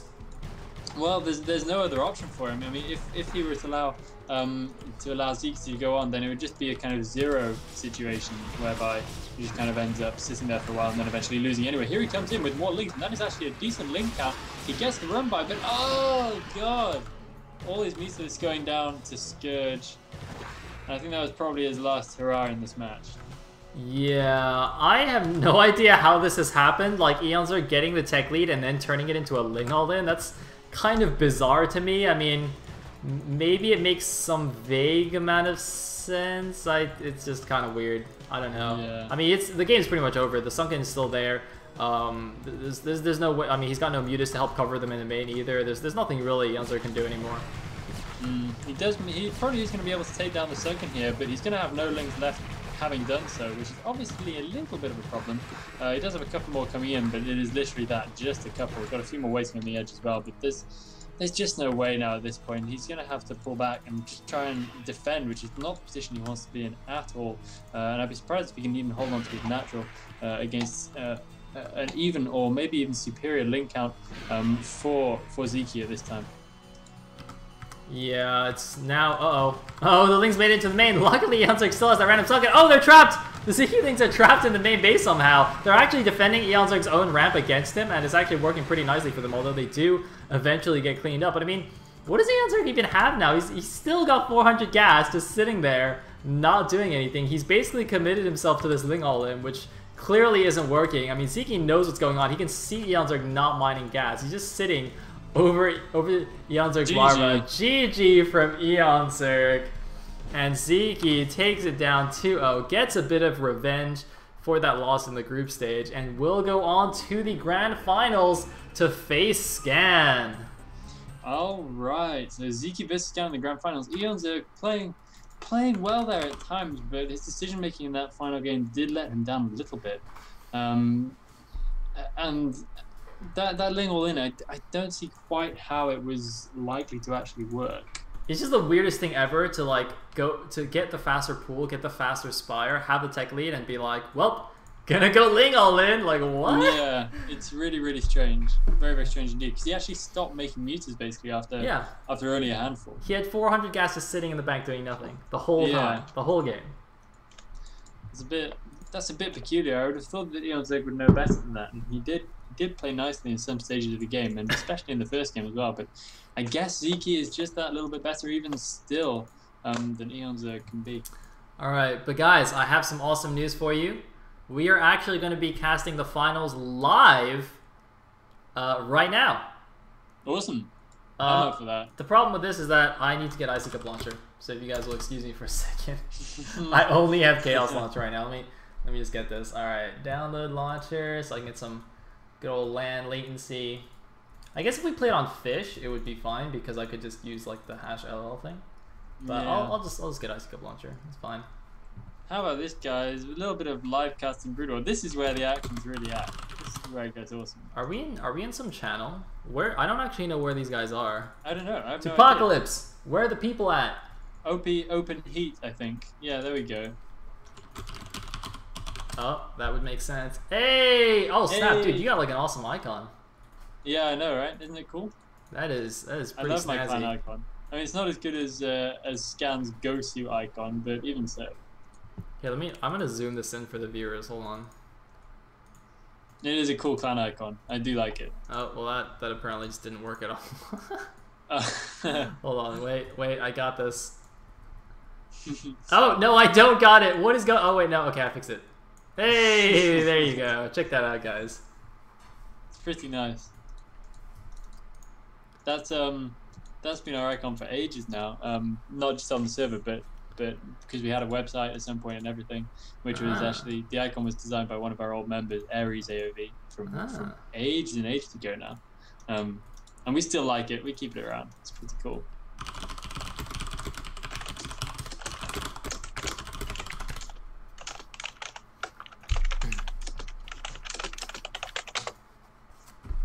All right, I got 3 seconds on the download. All right, come on. Mm-hmm. Oh, is it done? I can't tell if it's done. Can I just? We have such a slick operation. Just go for it. I got it. All right.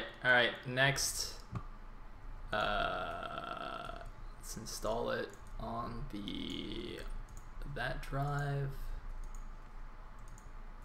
Yeah. Just waiting for Sayle. So unprofessional. Alright. I got this, guys. You ready? You get? Wait. Okay, I think I got it. I just need to restart my thing. Alright. Awesome. Icy Cup Launcher. I hope it Alright. doesn't. I hope it doesn't take like an hour to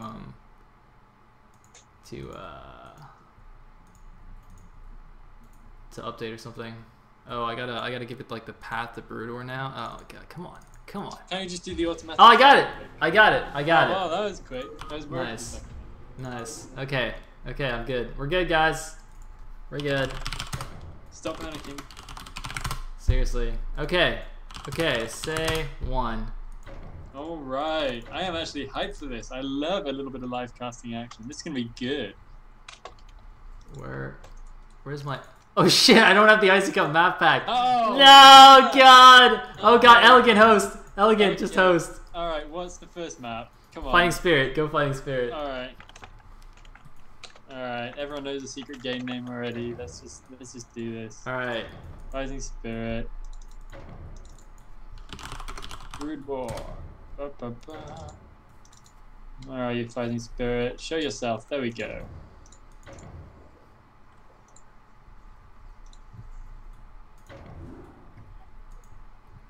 Hey! Nice. Well done. I have Zeke in my game. It feels good. It feels good. What the hell? And scam. This is good times. Are you like fanboying out? It's like having celebrity in your game? Yeah, this is actually really cool. Dude, I actually was I like randomly obsed a game with Rhett in it. So like me and Rhett were obsing some other people, like 2 Zergs playing or something. And I was like so nervous. I was freaking out. I was like, oh Really? my god, this is Rhett. And Rhett like starts talking to me. I'm like, oh my god, what do I say? Like panicking. Just start like typing nonsense because I'm so nervous. I was in a game with Sarens earlier, which is quite cool. Ah. But unfortunately, it was lagging a bit too much, so he just left.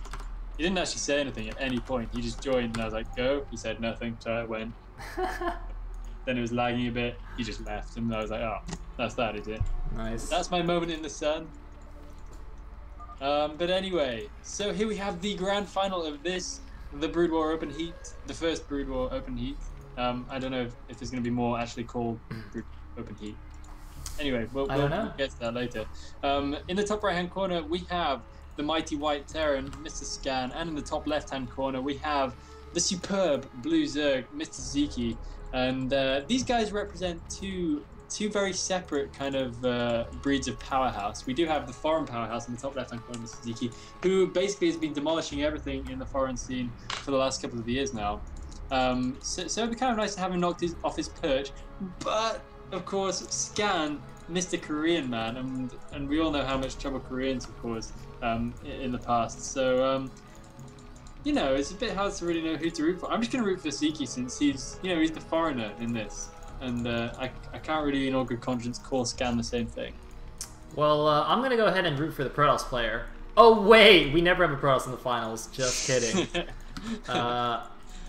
So no, we had Doty once. Yeah.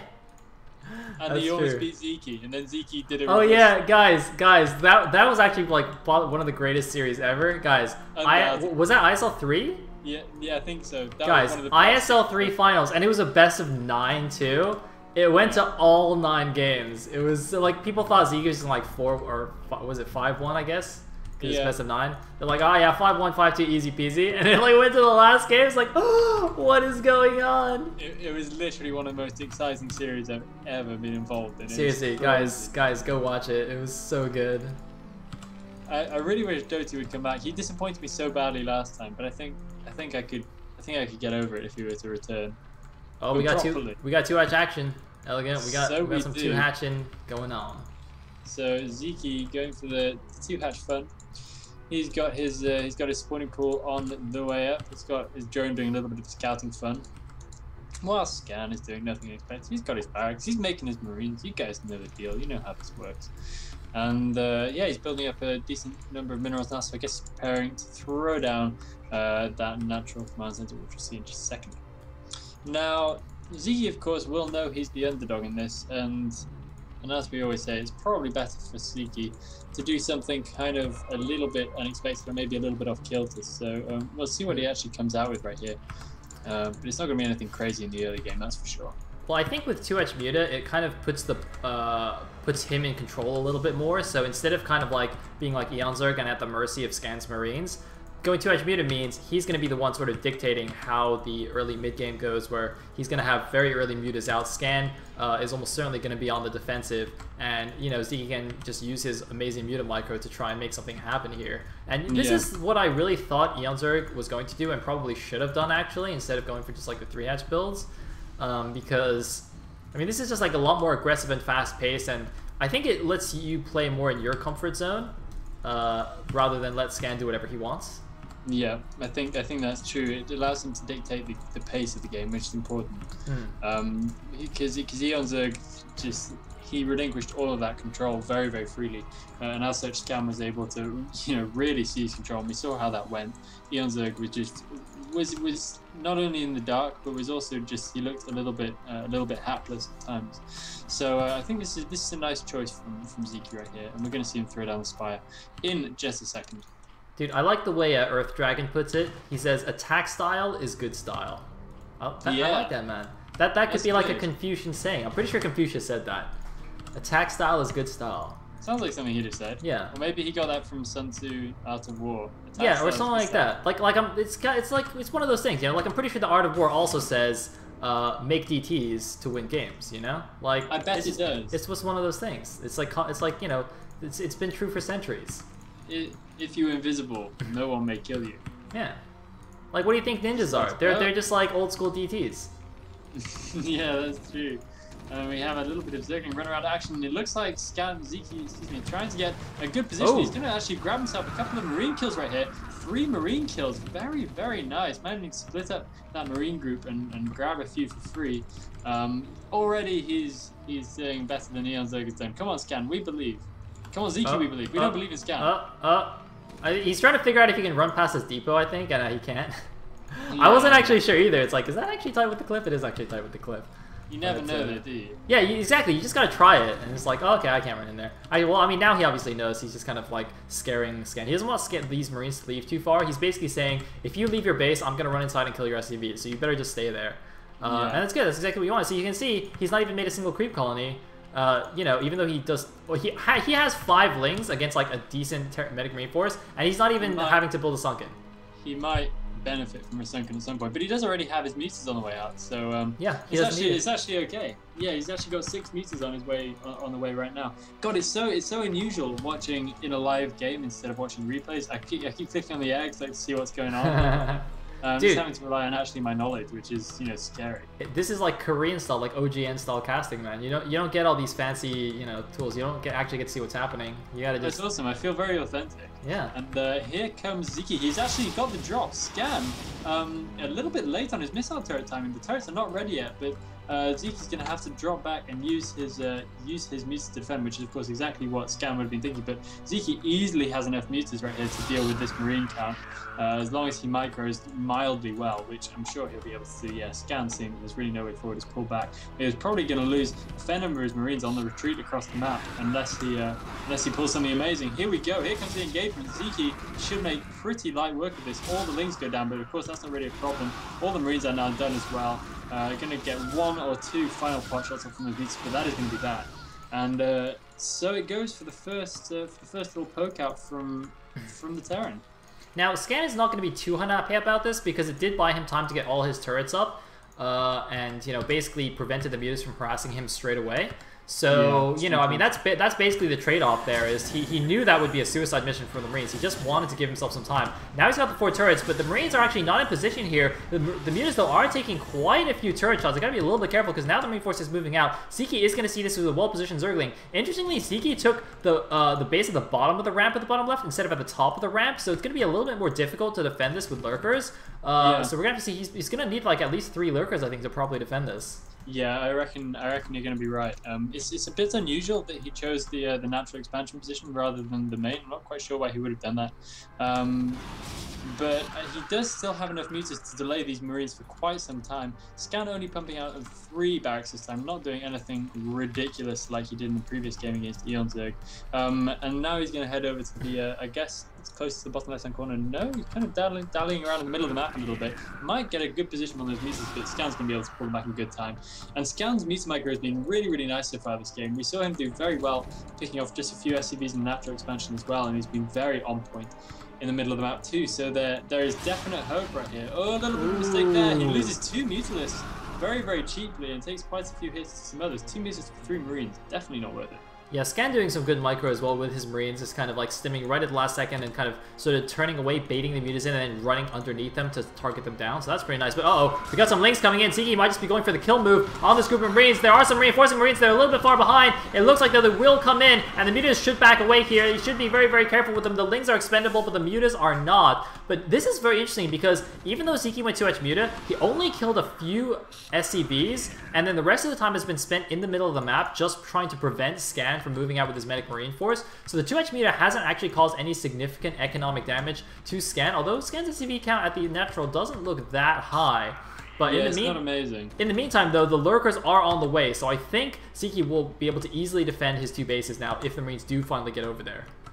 Yeah, he should be fine. The first bunch of lurkers is incoming right now. And Ziki actually pulling all the way back to Scan's natural, and he's going to try and go in for some more harass. I like the way he's doing this. He's using his opportunity quite nicely. He's going to be able to grab a couple more SCVs. Maybe he'll be able to grab a couple of Marines as well. He can actually camp those barracks. There is no missile turret defending those barracks. Will that missile turret there finish? It looks like it won't. And Ziki will be able to camp the main mineral line as well. Really, really nice positioning here from our foreign Zerg. Really, really good stuff. He's going to be able to grab a good few SCVs, but can he get out safely? That is the big question at this point. He needs to micro nicely and be quick about this and be decisive. Oh, losing a few missiles on the way out, but only losing 2 there. And I feel like that was fairly worth it, though he could have probably done a little bit more damage. I just want to point out how awesome this timing was. As soon as his lurkers started morphing and he knew he wouldn't die to a Marine attack, he immediately just went in with his mutas. Like, he knew, basically, until that point, his mutas were required to stop the Marines from killing him. But as soon as the lurkers are ready, he was like, yep, okay, now I can just go kill SCVs. Even if the mutas die, I know I won't die. And I think that was just really, really good by him. And he even got out with a decent number of mutas, although losing 1 random one there. And now look at this. Scan has not really been able to leave his base at all this game. Now lurkers are in the front. Now he's going to have to wait for the tank and science vessel before he can even leave. Like, Scan has had no opportunity to pressure Ziki at all this game. Wow, this is crazy stuff. It's very rare that you actually see the Zerg quite so far forward at this point. It's not unheard of, but not too common either, especially when it's expected to be balanced in favor of the Terran in the matchup. So very, very, very nice move here from Ziki, really using all his advantages, and he's coming in here again. Those barracks are still relatively undefended, just the 1 missile turret, not really going to cut it at this point, and those Marines are going to be picked apart very, very easily by Ziki's good muta micro. And that missile turret on the bottom of the cliff is still not done yet. I can't help but feel that Scan would benefit from having that finished, but not gonna happen. Really, really cool stuff. Ziki keeping the pressure on. Yeah, Ziki actually got +1 air weapons. I don't think we pointed this out. So these mutas doing even more damage. And note that as long as he keeps a couple of these alive, he can eventually make these into Guardians behind the natural, which is going to be super duper annoying for Scan. So really, really good there. And it looks like a Scan on the main is going to see the hive is underway. He doesn't quite know the progress of that, though. I don't even know the progress of that. We'll have to see. I think it was started a decent while ago, so should be popping shortly. Meanwhile, more Marines going down to these mutas. Oh, he wants to snipe the vessel. He's got 2 Scourge in this group. He wants to grab the first vessel. Yeah, he's running the risk of getting irradiated, though. The irradiate is on the way. He might be able to grab that tank, though. Ooh, not quite. He's baiting that vessel out. It's not quite coming as far as he'd like it, though. He's doing a lot of damage to the Marine count, though. He's been able to keep it really, really low. Still only not much more than a control group right there for Scan. So Ziki is taking quite a commanding position. If he can just keep this up a little bit longer, he should be able to throw down a 4th base, and that should happen any second now. Yeah, there goes the drone down to the bottom left-hand corner, and once he gets that 4th up, his economy will really be going along in very, very good shape. It's really funny because we said how like taking this bottom left natural would be kind of risky, but it didn't matter at all because Scan never left his natural. So it's like Ziki knew exactly what he's doing. He's like, yeah, I don't actually care. I don't actually need the ramp base. Scan, I'm just not gonna let Scan leave his base. And now look at this. Now, by having taken this base earlier, because he's able to get the Nidus there, because he gets the defense set up here with the lurkers, he can get this bottom left main for free. Whereas if he'd done it the opposite direction, where he got in the main first, he would have been a little bit more, had to be a little bit more scared about the space because, you know, Terran's now able to move out, and he would have only just started making the hatchery there. So by taking it in this order, it's actually really, really good. Although he's losing some free lurkers. Oh! Nice. Grabs a vessel. Oh, bigger radiate going off from Rita there, but Zeke, is able to pull it. Oh, he's going in again. He's got another one, but it's not going to quite happen. He can't get too far in range of those Marines. Scan coming in with a nice position. Oh, Zeke getting way ahead of himself right there with the last of his mutas, losing all of them, but he does manage to grab the science vessel. Let's see if he can make that count. He is looking pretty thin on the ground in terms of units right here. How is his Defiler tech doing? It is of course ready already. I don't know if he's got the consume finished as of yet. Producing more Hydras, he just needs more lurkers on the field, and he needs a decent link as well. One tank going down for free right there for Scan. Oh man, he might lose a second one here. He's not paying attention. Okay, looks like he does pull it back in time. Oh, whoa, what?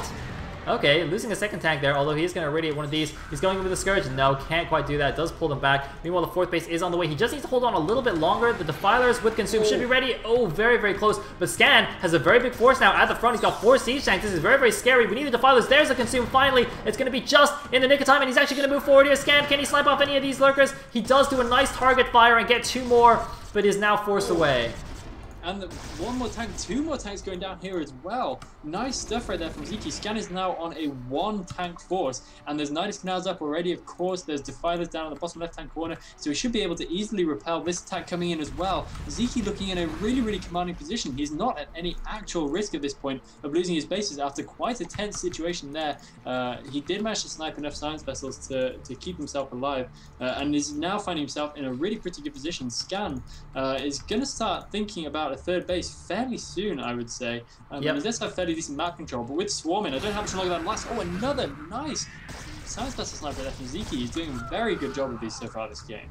Yeah, Scan's third command center just finishes in his main, so he's going to float that over to the 3 o'clock, but Zeke's already got his 4th base up at the bottom left, although he hasn't actually started mining there yet. So both players kind of staying on par economically. It's a shame I actually can't even see their supply counts. I don't have any fancy obsing thing right now, but I'd imagine both players are still in pretty healthy shape here. So even though Scan was sort of kept back most of the early game, he did do a nice big push there all the way to the Zerg front, so he has at least given himself a window to just move around the map, you know, put some pressure on the Zerg. Although, oh man, he's running into these 2 lurkers. He's going to lose a few Marines, but he does do a decent split there and kill them off. There are a few more lurkers coming out, and with the Nidus Canal reinforcements, Scan cannot keep going here. I'm actually wondering when he's going to switch. No, he's actually making more barracks. Plague Oh! all over the Marines. That is sick Plague. I saw the Defiler moving forward and I was like, what is that Defiler doing? He's getting way ahead of himself. Oh, come on. Where's one Mutalist when he... Oh, another nice Plague going down on the bottom right-hand corner as well.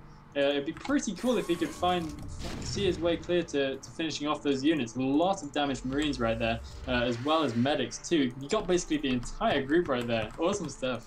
Yeah, I mean, even if he isn't able to kill them off at this low HP, he's basically draining all of the medics of their energy, so when the next fight does happen, the medics will have basically no energy for the fight, which is actually going to make a pretty significant difference. Meanwhile, some random lurks actually running down to the bottom right, missing the main force here. Zeke actually has nothing here at the bottom left. He needs to get something through the Nidus Canal ASAPly. He finally gets a Defiler out here. It's going to get irradiated. He needs to drop the swarm soon. Okay, looks like he does drop it a second. Defiler does come out, but that's a lot of fire bats by Scan. Scan going with Oxzerg's natural enemy as his weapon, and he's actually going to go through. Can he get the Nidus? If he gets the Nidus, these bottom left 2 bases could fall here. He gets the Sunken. There's nothing coming out. The Nidus is going to go down here. Zeke coming in from the back, but there's so much here. And does he have a Defiler? He does not have a Defiler with his force. The Hydra Den is that he cannot make any more lurkers, and these 2 bases look like they're gonna go down suddenly. What? Wow, man, I did not see that coming. No lurkers in there whatsoever to deal with this threat. He needed a decent number of lurkers, and he just didn't have a single one. Lurkers now pushing forward, but even still, I think Scan would still have the power to break out of those if he so wished. Drone randomly coming in from back right there. I wouldn't be doing that if I was him. He somehow learned to live in peace with all the Marines. Look at that. The drone is being an absolute boss, but there is no way that this... Oh, there's a drop in the main, Elegant! There is a drop in the main. Oh my god, so there is. Scan is suddenly turning this game absolutely on his head. All of a sudden, Zeke has got basically nothing. How has this even happened? Beautiful comeback play right here from Scan to do it all at once. Big drop in the main, breaking the bottom left base. And now Zeke has basically gone from a commanding 4-base position to 1 base. Trying to do a desperate all-in attack on the right-hand side, and that's going to be it for Zeke. My goodness. What the hell just happened? Wait, Zeke was winning the game, and Scan just like turned it around in 2 minutes. What? He just lost his spawning pool. I don't understand. That's GG. What? Holy crap. I have failed to achieve victory. I have failed to comprehend why Zeke failed to achieve victory there. What the hell just happened? Wow, that was crazy stuff. I didn't see it being turned around, and I sure as hell didn't see it being turned around that quickly. That was unbelievable. We're gonna go fighting spirit again. Oh, you got a host. You got a host, dude. And yeah, I hope you're enjoying the spectacle, guys. That was such a tight game. I was convinced that Zeke was going to be able to take that one. He was in a beautiful position right there against Scan. But Scan just doing some lovely play right there, pumping out the fire bats and getting a simultaneous drop in the top left-hand corner to take it down. Wow, wow, wow. Man, that was... Oh my god, like, I thought Zeke was playing beautifully. And I think he was, but he just up and died. I don't even know. You just did. It's like... Alright. I half expected to go back and see like 2 DTs in his drone line. It's like, oh, that's why he lost, because DTs were killing this shit. But no, there's not even a Protoss in the game. Crazy times. Alright, so, spawning at the top right hand corner as the orange Zerg, we have Zeke, and spawning in at the bottom left hand side as the brown Terran, we have Mr. Scan. That game, man, I think that didn't go as anyone expected at any point. Zeke was looking great, to be honest, throughout large portions of that game. Did really, really nice job with his muters. He kept Scan at bay for a long time. Sun is rising. Does he literally mean that? I think he said before this game it was like 4:30 a.m. in Korea or something. Damn. It's good times. Must be a crazy... Is Scan a full-time gamer, or what does he do? That's a good question. I have no idea. I mean, because he must... I mean, like, he goes to China all the time to play tournaments, so... Yeah. To be that good at Brood War, I can't imagine you'd have time for Wait, dude. You know you can just, like, ask him now. I'm not talking to him in game. This is the beginning of the game, man. It's fine. Man, no way. I'm a commentator. Fine. I shouldn't be here. Fine. Alright, we'll ask him after the game. Oh, you ask him. Do it. Go on, be my guest. No, I mean after the game. Oh, yeah. Now the story's changed. Whatever. Fine. Well, Scan, who may or may not be a full-time Brood War player, not doing anything crazy as of yet. Gonna be have a little bit of a scout, throwing down his barracks, whereas meanwhile Zeke looks like he is preparing to make a little bit of 12 hatching action. Here he goes. Is he gonna make it? I thought he was gonna make it in his main for a second there, which is a little bit confusing, but no, he's gonna head out to the natural. Gonna throw down the hatchery there. And I really hope he can acquit himself in this game quite as well as he did last game, because that would make for a super exciting final if Scan can take this to 1-1. That would make it awesome. That would be pretty good. Although this is a best of 5 anyway, so even if Zeke loses this, we still have at least another game after that. So that's pretty good. It's pretty exciting. In the meantime, looks like Drone and SCV gonna meet each other here at the top left. Do a little high five. And yep. So high five. There you go. It's gotta happen. In the meantime, just the normal stuff. 12 patch, 1 racks. Almost certainly 1 racks expand, and they are cross map. Wait, last game was close positions, right? So this game, I don't know. See, the thing is, cross position spawns means obviously the Zerg is slightly less pressured by the initial potential attack, but that also means that his third base is going to be closer to the Terran and more susceptible to drops and that kind of thing. So it's kind of like a bit of a trade-off there. Yeah, it is. And it's interesting to see how Zeke will actually play that out. He's blocking the third hatch. He's blocking it. Oh, that's so annoying. That's so annoying. Is he gonna... Yeah, he's just gonna make the hatch with a different drone instead. Very, very sensible. Instead of faffing around too much longer and losing all his timings. That SCV is being really annoying right there from Scan. He's just pissing off all the drones, causing a little bit of disturbance. Finally having the gas going down for Zeke as well. He thinks he's a probe. Yeah, that SCV being a little bit more annoying than he's got license to be. He's gonna have to pull back now though. The Zerglings are out. Yeah, take that SCV. Not so tough anymore now. One Zergling. I don't know. I'm pretty sure this guy can 1v1 a Zergling though. SCVs, man, they're pretty badass. SCVs. Look, he's just gonna turn around on the ramp and kill it. Yeah, he'll be like, wait, why am I running? Yeah, he should do it. Just kill it. Just kill it. But Yeah, Zeke could potentially have a little bit of position. Oh no, there's a fourth marine out now, so Scan's going to be absolutely fine. Not going to be forced into building a bunker quite yet. He might do so at some point just for the safety factor. Zeke going to poke in and see what he's up against, but wouldn't imagine he'll want to try going too much further. And he's got his lair on the way now as well, so it's going to be all pretty chill for the time being. He stopped making the command center for a second there because he wasn't sure. Like he used the SMV to block instead. Oh really? It only delayed it by like half a second, but that was kind of interesting. By the way, for those of you wondering, this depot is tight on the left side. I don't think Zorgang's going to run through there, even though it looks really big gap. That's actually tight, so there you go. In the meantime, we are going to have +1 again. This is so interesting. This is exactly the same thing he did against Eon Zerg. In the first game, he goes 1 Rax expand into a second Rax and not a fast +1. And then in the second game, against Eon at least, he went +1 8 Rax. And, well, let's see if he does it here again. He's done +1 so far. Yeah. I want him to go 2-4 Wraith. He's got at least one more game to play, so he could still do it. Yeah. Yeah, it's not going to happen this game, which is a bit, you know, just saying, it's a bit disappointing. Just saying. But yeah, I'm quite kind of curious right here because I think Zeke might yeah, I don't know quite how aggressive he's going to be able to be. He's going to have his meat out, but Scan already thrown down the second and third barracks, so he's going to be doing the kind of standard pushing out thing. Fourth barracks coming in now as well. Oh, what is this? We have Den and Spire. So we do. Very curious. So it's going to be a nice fast transition right here for Zeke. I think this is a fake out. So he's basically saying if Scan only scans one of these tech buildings, he would get faked out. But how does he know which one? Wait, that's not Steve, man. What? You are not Steve, man. Who's Steve, man? some random account called the Freaka just messaged me. That's really? Very disappointing. Where's Steve, man at? Somebody call Steve, man. Has he not even shown up today? Oh my god, what a slacker. Oh my god. Thing is, Steve Man must watch the casts, right? Yeah.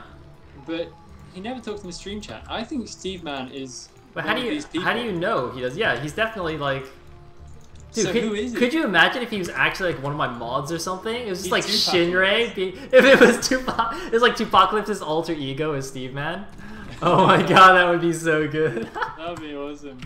That would be such a big revelation. Life would never be the same again after that. Wait, but we know who the original Steve Man was though. Like it was Light Whip. Oh really? Yeah, the crazy SKT fanboy. It was him. Yeah. So, but I don't know if this new Steve Man is actually the same as the original Steve Man. This could be like you know like how Batman like the role's taken over by different people. Yeah. How like Robin becomes Batman or something. This could be like the same thing. Like Steve Man. I don't know if this is the original Steve Man or like an apprentice or what. I think this is Muta by the way because they're all popping at once. Yeah, this is Muta. A little bit of a Ling run by coming in.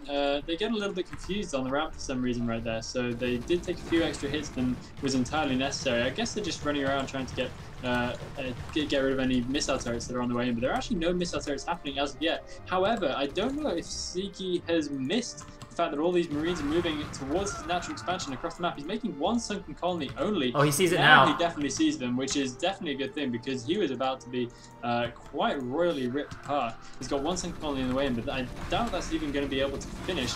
Muta's coming in now to save the day. The sunken colony does finish, but not able to do too much. Oh my god, the micro! And Zeke making a bit of a mess of his Museless micro there, and he might start losing drones right here, and he's going to lose an unnecessary number of Museless as well. He's going to lose like 3 or 4 Museless in total. Not too good of an opening right there for poor Zeke's Museless. Yeah, that was very bad. Bit of some missed micro there at the end, but at least he does manage to keep his drones alive for the time being. But that has also opened up Scan for just continuing to pressure with these Marines. Note that he does have his +1 finish right now, and he went for the 4 racks here, so he's going to be pumping out a decent number of Marines. And you can see, oh man, if he catches these Zerglings, no he's not. He might catch the Mutas though! The Mutas are flying over! Oh god, the I one thought muta. Zeke knew. I thought Zeke knew that the Marines were there. He seemed to be kind of acting as if he knew the Marines were there. That surprised me. I thought he was quite clued in. Scan's now pushing ominously towards that top left-hand corner. I think Zeke does have the units with which to deal with that. If he can catch his Marines now, he does have the links coming in. He's really tempted. He's wanting to find a position. He should be able to do some nice stuff on the ramp against his Marines. I don't think they're going to be able to make too much headway. Oh, he's going in the back for the Lings, though. They're slightly mistimed. The Lings went in a little bit too early, but he is going to do some better Mutamicro this time and pick off more of the Marines again. As you say, it's going to be very difficult for the Marines to actually move up the ramp here against these mutas as long as Zeke micros sufficiently. He's doing a decent job, but he's losing a good number of mutas as well. But look at this. He's picking off all the Marines as they go up the ramp. Is it going to be enough? It's going to be quite close. Actually, Zeke's going to pull back here. He's going to abandon the ramp. He doesn't quite have enough muta, it seems. He's going to have to make some Zerglings from this hatchery or something. He needs these Zerglings to pop right now or he's going to lose the hatchery. His mutas are just actually leaving. What? Is he just That abandoning? surprised me. Wait, I think he could definitely save this hatchery right now, but is he going for just like some kind of big all-in counter-attack? There's no way that's going to work, because Scan is quite well prepared. He's got 3 bunkers, and Scan feels like that's probably what's going to happen. Zeke, for some reason, just completely abandoned that top left-hand corner there. I find that completely inexplicable. That did not need to happen at all. Yeah, I mean, especially because he was making more Zerglings there. I thought he would have tried to buy time for those 6 Lings to pop out and then save the hatchery instead of just flying away. Meanwhile, Scan is well prepared for a counterattack. 3 bunkers at the front, pumping out the first science vessel. He is he's doing a decent job back home. But here we go. Are these actually even full, though? I don't actually know if these are... yeah, there's nothing actually in these bunkers, but it's still enough Marines. Yeah, but Zeke just doesn't even have enough mutas anymore. He's not able to take down Marines with the one-shot micro anymore. He's going in and doing some nice little bit of aggression right there, and he does have... Ooh, Lurkers looked really tempted to go dashing in right there. But there's more Marines going to come in from back, only a handful, but enough to scare Zeke off once, so I wouldn't be surprised again. Hatchery going down now in the bottom right-hand corner instead, and Zeke's far more on the ropes than he was last game. He's not got the nice position that he did previously. He's not being able to box Scan in at all. He's just out on the map with a significantly smaller force than we saw previously, and with almost all of his Mutas dead already. Yep, not good times, but at least he's not completely dead, and he's got Lurkers now. We just need him to do like some fancy stop Lurker thing. Actually, no, that doesn't make sense. There's a vessel out already. Speaking of which, that is the signal for the first big Terran move out here with this vessel with 3 siege tanks and a decent clump of medic marine. Can Zeke stop this? He's got an okay sized force. Still probably not enough to take this head on, but all he has to do is buy time for Defilers, and the Defiler Moun's already finished, so I think he'll be okay for the time being. He should be alright. He's got those 2 Lurkers at the top of the ramp. The siege tanks do, of course, make that a little bit difficult. There's only 1 science vessel in, though, which is fairly snipeable, especially given how well he did last game. And the science vessel's getting a little bit ahead of the main force. Oh, might be able to. Wow, epic motorbike going back into there. Might have been able to catch that science vessel at that point. Damn, that was some nice timing there. That's another fellow speeding home to watch the end of this cast. He's like, oh god, it's the finals! I gotta get home! He's really missing out. This is some good stuff. We do have a couple of Lurkers ready and waiting at the top of that ramp, but that science vessel is going to make it difficult for those to hang on for too long. And Zeke looking... does he have the Nidistance Canal done? The Nidistance Canal is still a little way off. One side is done, and he's got everything bunched up there. I think he'll be okay. It's still looking a little bit dicey there. I'm not quite happy with the way this is going. Might be able to take out one siege tank for free there. Oh no, those Lurkers really not lasting at all. But come on, Nidus Canal, come on, Nidus Canal. He needs to get that stuff out there right away, consuming some Lings, and he's going to be able to defend this probably fairly well if the Defiler comes out in good time, which it does. He needs to get some Dark Swarm over his units though, otherwise they're just not going to be lasting very long. Yeah, looks like barely finishing that Nidus in the nick of time. Although the problem is the Marines are actually up the ramp, which means they actually have some space to maneuver. And oh man, Zeke actually not saving his Lings under the Dark Swarm. Oh my god, that Lurker's not even under the Dark Swarm. Wow, okay. Well, that's not good. Yeah, not good at all. Zeke throwing away a lot of units unnecessarily there. They got very spread out as soon as they came out to the Nidus Canal. And then he just basically threw them away fruitlessly at the end of that. He's going to have to get more out here in order to defend. What is this Defiler doing? He just walks up the ramp, the tanks are just ignoring him. He's just chilling like, hey guys, what's happening? Oh, he's going to swarm him. Here it goes. That Dark Swarm is going to be effective. And that's going to be it for this force of Scan. And he's heading another force out over to the top left-hand corner. I guess that's just in case of a counterattack in here over the over his potential third base. Oh, wait, we got vultures out already. Oh, looks like this time, though, Scan is doing the mech switch. So last game, he didn't do it. He stayed on the medic marine, but this time, looks like going up to 5 factories have the barrack. Yeah, the barracks are all actually floated out. Ah, so Scan mixing it up in these games. I like it. I feel like Zeke should probably transfer some drones through the Niners Canal down to his bottom right-hand corner. He's got actually fairly few drones on the map right now. He is pumping out a few more down on the bottom right-hand corner there, but his economy looking fairly weak at this late stage, especially when you consider that he's about to go up against the mech switch, which Scan's going to be able to get in motion fairly rapidly right now. This Spider-Man's going to make life difficult for a counter-attack, but Scan, you're going to stay fairly on top of that. Zeke shouldn't be able to do too much to threaten that third base. Yeah, the problem now is that with the mech switch, like the Vulture Mines in particular are so good against Lings, Lurkers, and Defilers that Siki, who is already on the back foot, now has basically no way to get on the map unless he decides to research like Overlord Drop or something. So Scan has like look at the minimap. Scan has complete map control. All Siki can do is sit in his natural and try not to die and like run out with small groups of Lings and maybe do something. But the Vultures will just pick them apart easily. So Scan is in complete control of the map right now. You can see he's just going straight away, taking the top left base. Yeah, Zeke's sending out Lings now just to try and do a little bit of mind dragging, just to clear any mines that are out and about on the field. He actually, bizarrely, hasn't found any yet. He's about to run into a little clump of them over at the right-hand side. Oh no, turning back just in time, saving his Lings. He is sensitive to the needs of his Zerglings to stay alive. Some science vessels floating down to the bottom right-hand corner and getting bizarrely scourged. He scourged the barracks. No, what? Yeah, he wasn't paying attention and 2 of his scourged at a barracks. Oh well. Oh, wait, he's trying to find these vessels. Oh, he went the wrong way, though. Oh, but he can still get them because he's a Vultures. Oh, get him. Get him, Siki. You can do it. They're hiding. They're hiding. Oh. Oh, no, go back. No. This is just painful. Nice stuff for them from Scan to hide those science vessels. Siki has no idea. This Houdini science vessels just doing their escaping trick. Very, very nice there. Will the Defiler swarm itself? Save yourself, Defiler! No, the Defiler's going to go down. And there's actually nothing to defend all these drones. He's going to have to run all these drones through the Niners Canal in order to prevent but they're getting blocked. They can't get in. No, really? Oh, no, wait. No, never mind. The Lings were blocking, but they're not blocking anymore. All right, there we go. Gonna clean up these Vultures. Yeah, and just enough to deal with the Vultures right there. Hopefully enough to deal with the Vultures. Yeah, just about. But Scan just has ridiculous map control at this moment in time. I have no idea how Zeke's going to be able to get back on top of this. The supply count is significantly in Scan's favor as well, like more than you would necessarily want at this stage of the game. And we don't have any signs of that really heavy stuff that Zeke would need in order to counteract this mech switch properly. I don't see an Ultralisk cabin anywhere on the map, and he couldn't afford it even if he did have one. Oh no, Vulture drop in the main base. At least I assume that was a drop. I don't know how else they got in there. But yeah, there are 4 Vultures. Oh, it looks like some Lings coming back. Oh, gonna blow themselves up though. Damn, Vulture's OP.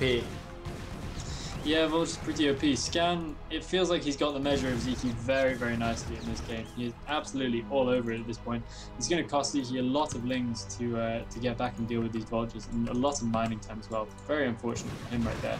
And got more annoying irradiates going down on the bottom right-hand natural too. Meanwhile, Scan is just basically able to pump out units to his heart's content. He doesn't really have that solid core of siege tanks yet, but just as soon as he's done, oh my god, Vulture's running in, doing horrible, devastating damage to all the drones right there, bottom right corner, plaguing his own hatchery as well. Desperate times. He only got 1 Vulture, it looks like, as well. But are they gonna get it? The Vultures. Is he doing the micro? Scan's doing the micro, but he's gonna lose them now. Finally. But yeah, Zeke just hanging on by a thread right now, barely mining. Ah, gonna lose some more drones. It looks like mass turrets at the top left because Scan knows the only way Zeke can actually attack him is by drops. Yeah, so he's just preventing that. Oh wait, he's gonna get a couple of vessels here at the front though. That's quite nice. 2 free vessels here, getting ahead of themselves. Maybe we're trying to do some kind of eraser trick or something. Yeah, I guess they were. This is just getting away from Zeke really quite horribly now. He just can't touch Scan at this point. Oh, Scourge hitting the engineering bay. Oh, damn it. Yeah, they're gonna hit the barracks at the natural too. Oh my god, and again, Zeke, watch your Scourge. They're gonna do it again, just to watch the more Vulture Rats come in. Yeah, there you go, another Scourge landing on the barracks. Zeke may as well GG out right now. He's just going so badly at this stage. The Vultures just keep running in and doing their thing. And there's absolutely nothing to stop them finally dealing with those right now. But that's so cheap for Scan to just keep doing that. And and taking down huge numbers of drones every time. It barely really costs him anything. Although it is time in which he's not he's plagued the barracks! Oh god! Zeke plagued the barracks and he scourged it as well on purpose. That was totally on purpose. Oh really? my god, and he plagued his own overlord too. He's just getting annoyed at this wow, point. he's just tilting so hard now. Oh my god, the tilt is real. The tilt is very real. Okay, Zeke's getting cross, I reckon. To be fair, he's gonna kill this barracks. Well, hey. He used like 6 Scourge and a Plague, but he got it! He got it! But, guys, remember, this is a live game, so what you are seeing right now is literally the real-time Zeke meltdown. He's not a happy bunny. Oh, more science vessels coming in. And irradiating the hell out of everything. Even doing the eraser. That's a little bit premature. Come on, oh, he got it. He got it. Oh, he's got Scourge! He's gonna get more! Nicely done. But now the tanks are here. Stuff. He hasn't got any stuff. He actually hasn't got any units with which he can deal with this. He does have quite a decent flights of Museless though, and there's only a handful of Goliaths in there. He might actually be able to kill this tank force as it comes in. I think maybe Scam is getting a little bit ahead of himself at this point. Slightly underestimating Zeke, even after all the damage he's done. I mean, these vultures are probably going to be able to run in and just wreak absolute havoc on the remaining. Oh no! Split the Muta! Split the Muta! Oh wow, the Muta switch, beautiful. Look at this, killing all the tanks. Scan doesn't even care, he's just chilling. Like, alright, you got me. You got me, Zeke. You can have these tanks, there you go. Look at that, look at that. Oh, so kind. So generous. Did he toss the loads up on purpose? Yep. I don't know. Free siege tanks are free. It turns out that actually mutas take a very, very long time to kill siege tanks, apparently. And Zeke is going to be feeling really cross at this point. He's not going to want freebies. This is not how he wants to be killing siege tanks. He wants to work for it. Dude, could you imagine if Zeke comes back now and wins the game? This would be like that crazy game that Bakuyu played against Busy on Outsider, where it was like a 200 supply Terran against like a 40 supply Zerg, but then Busy went mass rapes and lost the game. Oh god, that was so good. Oh god, Mutas is just moving over onto the left-hand side, and it sort of works, but he loses pretty much all his Mutas, so now he hasn't even got the firepower left to properly kill these Marines. Finally managing to break through, and he's going to be able to do some decent damage to the SCV count right here, but Scan breaking down to the bottom right-hand side. In the meantime, there is nothing left right there. There are no drones. There's not going to be any hatcheries in a second either. This is going to be an absolutely pyrrhic victory up in the top left-hand corner for Zeke. His Scan's going to be able to clear it up in just a second. Anyway, bad times. the Ling is just going crazy on these turrets, and oh, there's the GG. GG. Scan takes game number 2 in this best of 5. Yeah. Okay, this is starting to look pretty bad. I'm not gonna lie. It's starting to look quite bad. The problem is Zeke's tilted now. He's so mad. Yeah, and who can blame him? Wait, game 1. Did he pick a map? Yeah, he said same map. Oh, okay.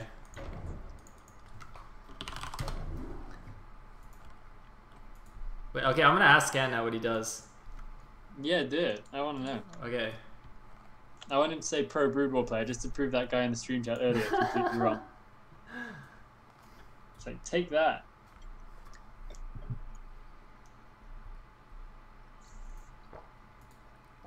Can you guess what I'm eating today?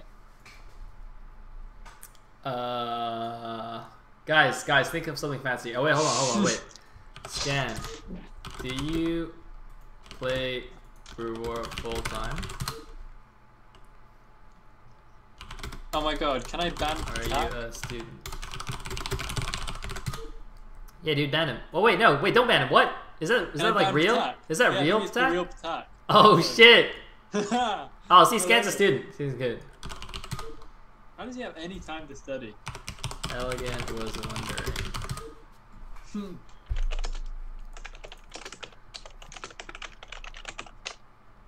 Alright, let's do this. Ready?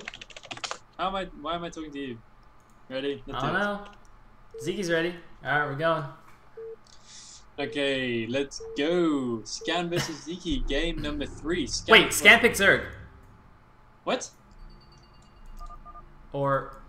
Yes! He did pick Zerg! I'm gonna say it. I'm gonna say it. Oh snap, are we lagging? Yeah.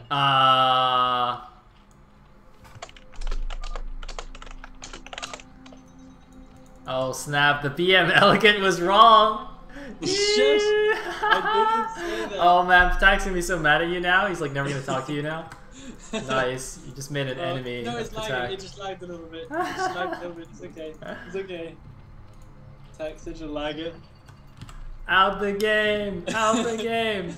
Wait, I hope Zeke knows this is a ZVZ. Yeah, I hope he knows that too. I'm a little bit worried. Oh, there you go. Being mana. I like that. That's good times. Yeah. Oh man, I knew it. I knew Zeke wouldn't have paid attention. Yeah, it was inevitable. Okay, so yeah, okay, in the top right hand corner we have Mr. Scan as the teal Zerg. In the bottom left hand corner we have Zeke as the purple Zerg. Man, these guys are so mannered. What's going on? Yeah, what's happening? Like, do you not want to win this? Come on, get some trash talk going. What happened to like the Super BM scan? Yeah, I missed that. What happened? Zeke's never been BM though, has he? I don't think I've seen him. Although to be fair, he hasn't really had the cause to. I don't know if he knows any like BM English words. Yeah, Like maybe. in order to BM, he'd like have to Google Translate how to be BM. Yeah. His BM would just come out all garbled and stuff. You wouldn't know what he's talking about. Yeah. Oh, they're just Anyway. bad. It'd be incomprehensible, I'm sure. Both these guys going for 12 balls. 12 ball speed from both sides.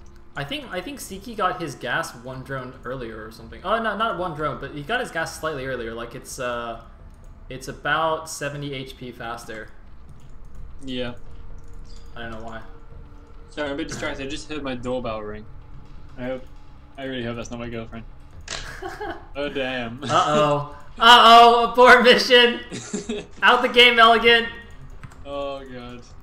No. In before the girlfriend destroys esports. He's gonna like interrupt the finals. Elegant just has to emergency abort the cast. Oh god. Oh god. That needs to not happen. Okay, so I'm just gonna keep trying to commentate until I know that the worst is true. Gas mining happening, both these guys with their hatcheries, and this can be curious. I'm not quite sure how good Scan's Zerg actually is. I'm led to believe he's pretty good in all It's matches. very good, yeah. He actually off races as Zerg quite a bit, I believe. Especially because he's a 2v2 player as well, so he's pretty familiar. That's true, yeah. He's got the hotkeys well under his fingers, so I guess that does make things a lot easier. Scan now being a little bit aggressive with his first bunch of lings, whereas Zeke choosing not to be. He's just holding on back, and I can't really say I blame him too much. He sees Scan's first group of lings coming out, so he's gonna go and meet them now. And pretty sure Zeke's gonna have the micro to deal with this. He might even have a superior link count at this stage, but I think he does have a slightly superior link count, so he's gonna be pushing Scan all the way back. And I think we can safely assume, guys, at this stage it was not my girlfriend, so breathe a sigh of relief. Wait, does that not mean there's some like other random person in your house right now? Oh, I currently live in a shared house, so it's Okay. alright. Alright. It's okay. Don't worry about I was just like, yeah, it's totally fine. Now there's some unknown person in my house. You know, just as long as it's not the girlfriend, because that would just be the worst. You know, at least if it's like, you know, someone trying to like, you know, steal all your stuff, they'll, you know, go about quietly stealing your stuff, but they won't interrupt the game. See? Yeah. See, girlfriends, guys, are the worst. They kill esports. Yeah. Anyway, that is actually true. But anyway, Zeke looking like he's going to be fairly aggressive with his lings right here. He's kind of tempted. He's dashing around out the front. Speed is of course done. Scan is in a pretty good defensive position though. I would hesitate to say that it's possible for Zeke to get a good engagement. He might have just managed it though. Scan getting himself caught in a really pretty bad position in the first engagement right there. And he's going to have to defend from a deficit right now. He's got a sunken colony in the way in. But if that doesn't finish in time, he's going to be in some severe trouble. He is at a link disadvantage at this point. Zeke actually really making this count. And he should be able to get up the ramp into the main now as well, doing good damage to the sunken colony. But I think getting hung up on that a little bit too long. And actually it's not going to matter too much as all his links are cleaned up. Yeah, that was kind of weird. I mean, it must have been intentional where Zeke split up his lings and sent two into the main, but he didn't actually even kill a single drone. And then the attack at the front completely failed as he was hitting that sunken colony. So, I mean, the attack looked really good in the beginning and then somehow just like completely fizzled out. So I'm a little bit surprised about how this has happened. I think it probably would have been better if he actually ignored the sunken and just ran everything up the ramp into Scan's main or something like that. Because attacking the sunken did basically nothing and allowed his lings to die. Yeah, he just wasted a few. He wasted what? Oh wait. Yeah, Scan didn't start his Spire yet, and Zeke's is over halfway done. Oh what? Yeah. Oh wow, yeah. Scan Spire is actually really. He just started now, so Zeke is going to have the nice tech advantage. He's continually trying to run by, but no dice right there. He's going to be forced back for the time being. He's got plenty of extra links there, and he's going to be able to make a Sun on the up front as well. So no problems right there. Still no sign of. Yeah, this is going to be interesting to see how the tech timing works out, because Zeke is going to definitely have the initiative right here if he can hold off long. Oh yeah, he's got the Sun Colony up. He's going to be absolutely fine. I think he has a superior link out as well for the time being. Yeah, this is actually interesting though, because that means he did use, actually wait, no. He's gonna have, looks like 4 larvae as soon as this Spire pops, and he's actually going aggressive with the Zergons. I don't actually even know if he has enough money. He probably actually doesn't even have enough money for all Muta. Oh, I think he's supply blocked. He's not building anything. Oh, okay, now he's building something. Yeah, Zeke is on, he is actually supply blocked at this time, I think. He does have a fair amount of gas in the bank as well, but he doesn't have the minerals to match it, so, so he's going to have to wait just a little bit longer before he gets any kind of decent news count out. He's going in at the natural, though, for Scan. He might be able to get a decent engagement position right here. His links do look like he actually has the superior number. Against the Sunken Colony, though, I'd be surprised if he was able to make any real headway. And yeah, it looks like he's going to get shut down. Quite badly right now. Yeah, that was such a bad attack. He has so many more lings, but like half of them like attack the extractor for a while. So he does get the Sunken, but loses all those lings. I am not sure that was worth it. Like, I think he could have waited for the Mutas to get... The first Scourge are now out, so maybe he was hoping... Oh, he could snipe the Muta. This could be the perfect timing. Can he snipe the first 2 Muta? That'll be huge. Oh, wait, what? He lands on 2 Overlords. What? Okay. No, that's legit. I think. Really? Maybe. It's a thing. Really? It's a thing. You can do that if you want. It's a thing. I promise. I promise you that's a thing. But usually when I see that, it's when you're going Ling all in and you just want to supply block your opponent. Yeah, which he's not doing. I feel like it would have been way better just to grab the freebie Mutalists right there. Yeah, because now basically Scan can just do exactly the same thing to him, like with the Overlords in the middle. Scan's not even gonna waste a Scourge. He's like, you know what? Oh wait, no, he is. Yeah. Wait, yeah. There he goes. Yeah, and once again Zeke is supply blocked. Zeke is slightly ahead in supply at this point, but that's only like 1, so it doesn't matter. But he does have a pretty superior Mutalist count, so maybe there is something in this. He has 4 Mutalists and still a few Scourge on the map, while Scan is currently supply blocked, still only now getting unsupply blocked. He needs some more Scourge right away because Zeke does have the superior numbers, and Scan is actually in a pretty huge amount of trouble right here. Zeke's going to get the Scourge, landing very, very nice cloning right there as well, and Zeke in a great position to take down a whole lot of drones. Scan may actually lose this right here. He's going to lose so much of his economy, and he needs to pop out some more Scourge right away and hope he can get some good hits. I told you guys it was a thing. I told you it was a thing. Oh no! Oh, he needs to micro perfectly though. Oh, Ziggy, please. Oh my god, how many does he have? He has enough to one-shot them still. Oh yeah, he knows. Oh, he lost another one there though. Oh wait, no, Scan now. Scan now has the advantage because these Mutas are damaged. It's 2-on-2, but it looks like Zeke took a couple of extra shots, but he is going to retreat. Both players going to retreat. Now, how many drones are left for Scan? He's got 5 drones in the main plus 2 in the natural. That's 7 drones. And wait, why are there links here? 12 for Zeke as well. We've got a little bit of a link counter attack going on in Zeke's main, but that's not going to do too much. But Zeke now with a good drone advantage. He's got like a 5 drone advantage, which is pretty significant, doing really nice economic damage right there. He could have taken the game right there and then if his Mutant Micro had been perfect, which of course we have seen it be.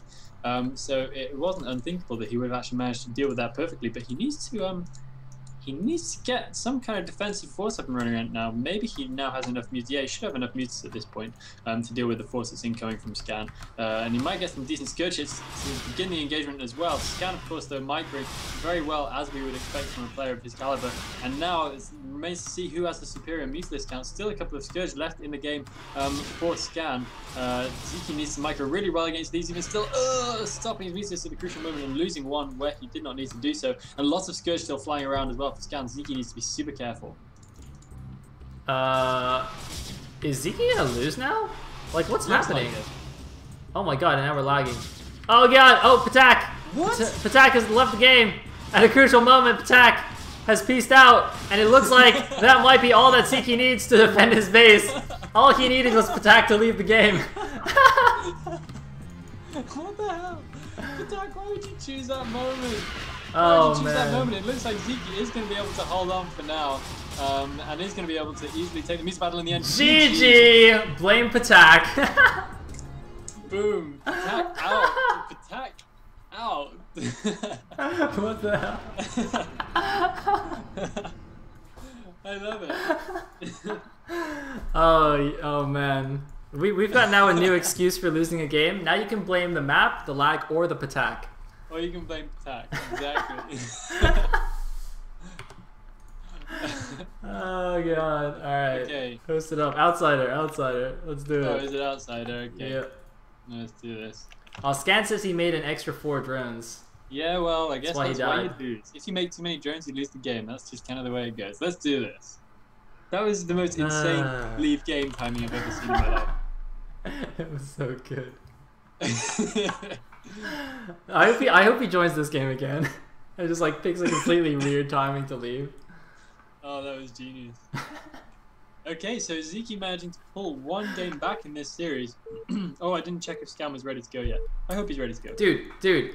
Now next weekend when I cast the Brutal Reunion Tour, I can ask Patak about this. I can be like, so why did you choose to leave at that specific moment?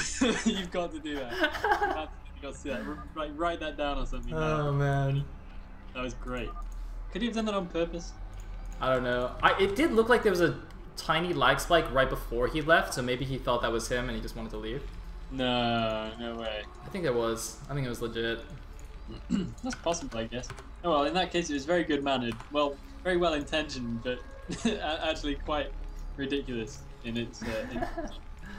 Putting in now at the 1 o'clock position, we do have Mr. Scan. He has once again switched back to the Mighty White Terran. Do what you know best. And over on the left-hand side, we do have Mr. Zeke. And you know what? I'm really glad that the series is not going to end on a Zerg v Zerg. I like that. We're gonna get some more epic TVZ action. You know what else you're gonna like, Elegant? Go on. The reason he picked Outsider is he's gonna 2-port Wraith. Oh yeah. Right? Like that. Like why else? Why the hell else would you pick Outsider? He's gonna 2-port Wraith. You're gonna see it, Elegant. So I'm going to enjoy everything about this because we get a TVZ, Scan's going to 2-port Wraith, you know, just how I wanted, and also Zeke's going to knock it out of the park, just like. Oh wait, wait, he's not walling in though. Oh, that's weird. Oh god damn it. Well, no, because it's an 8 racks. Oh, yes, is he gonna bunker rush? He may well do. Kind of interesting on Outsider. The spawn distances actually aren't too far though, are they? It's not too bad. And it's a 3-player map, so you can't go too wrong in the scouting. Yeah. Okay. Well, cool. So this is gonna be curious. Oh, it's 12 hatch too. Oh, it's gonna be danger zone. Danger zone. He's going 2 racks. We have a second rack. Danger zone. Scan just wanting to finish this off nice and quickly now in the early morning, and Zeke is gonna be in the dark about this for a little while. He is scouting in the right direction with his Overlord, but he's not going to see it even still for a little while because his Overlords are just so damnably frustratingly slow. Just drives me mad. There's just flying around at absolutely a snail's pace. So it's going to be a little while before he actually sees what's going on. And he will see if SCVs are pulled though. Like with this Overlord, like he'll see Marines moving out and SCVs pulled if that's what's happening. So that's going to be quite good. And let's say he's going for a 2-hatch build again. Yeah. Wait, this is not a bunker rush though, is it? No, it's not a bunker rush. It's certainly not looking like a bunker rush. That's weird. Why do you go 8 racks? Yeah, I don't quite know. If it is a bunker rush, he's leaving it awfully late. Zeke made it up to the top of the ramp. Could he have seen the second barracks at that point? I'm not sure. Oh, here we go. Here we go. And he's pushing the Overlord away. Is it going to be close enough to see the SCVs? Yeah, it's going to see the SCVs. Yeah, definitely. It sees them. He knows. Here we go. Here we go. The spawning pool is about to finish, though. I think he'll have enough time to build a sunken. It's going to be, like, ridiculously close. He just needs to build one, like, right now. Or as soon as he gets creep. He's not mining go. with any heroes. Go. He's only mining with 2 drones at this point in his main base. He's pulled almost every single one of his drones out there. He needs a creep colony right now. He's not getting one. Why is he not getting a creep colony? Where are the Zerglings? The Zerglings are going to pop any second now. He's taken on the SCVs in a man-to-man, head-to-head battle. This is going to be really, really tight stuff. Still no creep colony for Zeke. This is really surprising that he's leaving it so long. The Overlord gives him vision of gas, so he can stack his drones to his opponent's gas. Oh, nice drill! He goes through the SCVs. He closes with the Marines. Is he going to finish him off? up, though? That's the question. The last Marines are falling. The Marines are all falling. Seiki holds, but 2 more Marines come in the back, and all the Zerglings are dead, so he's having to pull back, but the creep is spreading, so a bunker can no longer be built that close to the hatchery anymore, and it looks like Scan's going to pull back. No. Is he? Yeah, he's going to pull back. Although he's still got a couple more Marines. Zeke needs to stay alert. He needs to stay careful because there's another attack incoming. Has he got the means to actually do anything good with these links? He doesn't have quite enough Zerglings on the field as of yet, and these SCVs still threatening to come in and do one more desperate dash. Scan is, of course, in a significant amount of trouble if he can't actually get this. And once again, the drones are able to drill. 2 Marines! Able to catch 2 of the Marines. Severe mismicro right there from Scan, and he's able to drill once again pretty nicely, but getting the drones caught in a very bad position there. He needs to pull back and wait for some more ling reinforcements. Oh man, it looks like the continued reinforcements from Scan are going to push through this. The problem is that Scan's mining with 5 SCVs and Seiki mining with only 2 drones means that Scan able to produce so much more than Seiki. And the continued attack, oh, why did he make an Overlord? Why did he not make a Sunken Seiki? He had so much time to make a Sunken. I don't understand why he didn't, and now he's dead. Yeah, he's absolutely dead. There's no way he's going to be able to hold off here. But why no Sunken? Why, if you're being all in, would you not make static defense? It's just like, it's rule 1, man. It's rule 1. Oh god, oh god, oh no, no! GG. And there you have it, guys. Zeke going down 3-1 in the final. Not too bad. He should have done a lot better in that game. I thought he defended it, man. I really thought he had. It looks like he had, because Scan didn't anticipate that the Overlord was giving vision of the gas, so the initial drill was really, really good and got through the Marines. But you notice the second time he went for the follow-up attack, he deliberately moved his SCVs and Marines lower, so the drone drill actually went above the SCVs. So it was basically like horizontal line. So there's like a line of drones on top, a line of SCVs in the middle, and then like the Marines were on the bottom, so he couldn't actually drill through them. So that was actually really nice positioning on the follow-up attack. Yeah, really, really nice. I don't know, it still hurts a little bit that Zeke didn't make a Sunken, but I guess he just couldn't after he pulled so many of his drones. Like, he had 2 drones mining only, so maybe he just literally didn't have the money to make it a Sunken, really. I think that's probably what happened. He just made it all in links, put it all in links. Yeah. Yeah. That's very unfortunate right there at the end, but Scan able to finish it out in dominating fashion and takes down Zeke 3-1. But you know what I like? I like that Zeke won a game. I think that's cool. And I like that he was very, very close to winning the first one as well. And that was a long game. So there's hope yet, guys. He was close to winning the first one, and he was close to winning this 4th one as well. So yeah. So he's like he's the Dion Max of the actual Gosus. So like next time he'll be able to beat Scan. He just needs those kind of test warm-up games. So that is all for today's cast. But before we leave, a couple of things to announce. So Artanis has just informed me that there is, in addition to the Brood War Reunion tournament next weekend, there is a King of the Hill, an old school versus new school King of the Hill event, with apparently a thread here on TL, although I can't seem to find it. But it's a thing. It's a thing.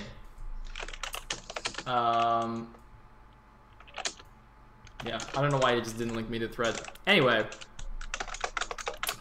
in addition, of course, there is in fact the Brood War Reunion Tournament, which if you still haven't heard is basically a whole bunch of old school faces gathered in one awesome event. I believe it'll be a Swiss group stage followed by like a single Olymp bracket or something like that. Aha! I do have a link now. It is... Oh, apparently it's just announced in a post. Ah, I see. That's why. It doesn't have its own thread. So, does it not? Aha, that makes sense. So yeah, apparently just going to be some, well, old school versus new school players.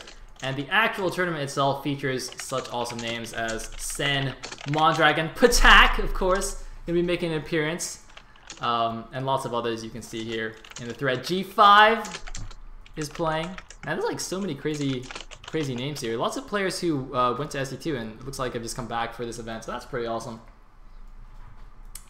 Yeah. And then I believe the weekend after that, no confirmation, but I believe the weekend after that will be another tournament similar to the Open Heat. I don't actually know what it's going to be called, but it's going to be another kind of like 4-week-ish tournament that TL will be organizing with Is it going to be up to me to think of another name? Is that what's gonna happen? You could certainly suggest one. Okay. Wait, you're the one who came up with open heat? Yeah, you are the one who came up with open heat. I Yeah. tell you, naming things is my thing. I'm not much good at nice. much else, but naming stuff, I'm on it. Nice, dude. Yeah. So I'm just gonna. All right, get thinking, man. Get thinking. You've got to wait. So yeah. So remember, guys, there's gonna be more Brood War coming up, and it's gonna be equally as awesome, if not more awesome, than this lot. People to watch out for. Who are you gonna be watching out for in the next one, Mr. Sayle? I personally think that Dion Max is gonna be wanting to build on his good performance from this time. I don't think he's gonna win, but I think maybe he can go a bit deeper. I need TT1 to play. Like, TT1 is... I saw him streaming today. He's playing in the reunion tour, but he can totally play in the next tournament as well. Yeah, he's been kind of hanging around for a while. Wait, I think is he not in the chat? TT1, yeah, I know you. I see you in the chat. You can't hide. I thought he was gonna play in this open heat, but I don't know why he didn't. But you gotta play now. I keep thinking he's gonna play because he's been hanging around for ages. So it's the time, TT1. It is time to lose your skills on the scene once again. And also because I see every time we cast, I see somebody say, "Where's TLS4?" Guys, chill. Every time, man. It's being worked on. These tournaments are just to you know, whet your appetites so that when it comes along, you'll be ready. It's gonna be amazing, guys. It's gonna be amazing. If you could be ever ready. Yeah, that's a good point. I don't think you guys can actually prepare yourselves for how great this is gonna be. I don't think so. It's just gonna be too great. So. Yeah.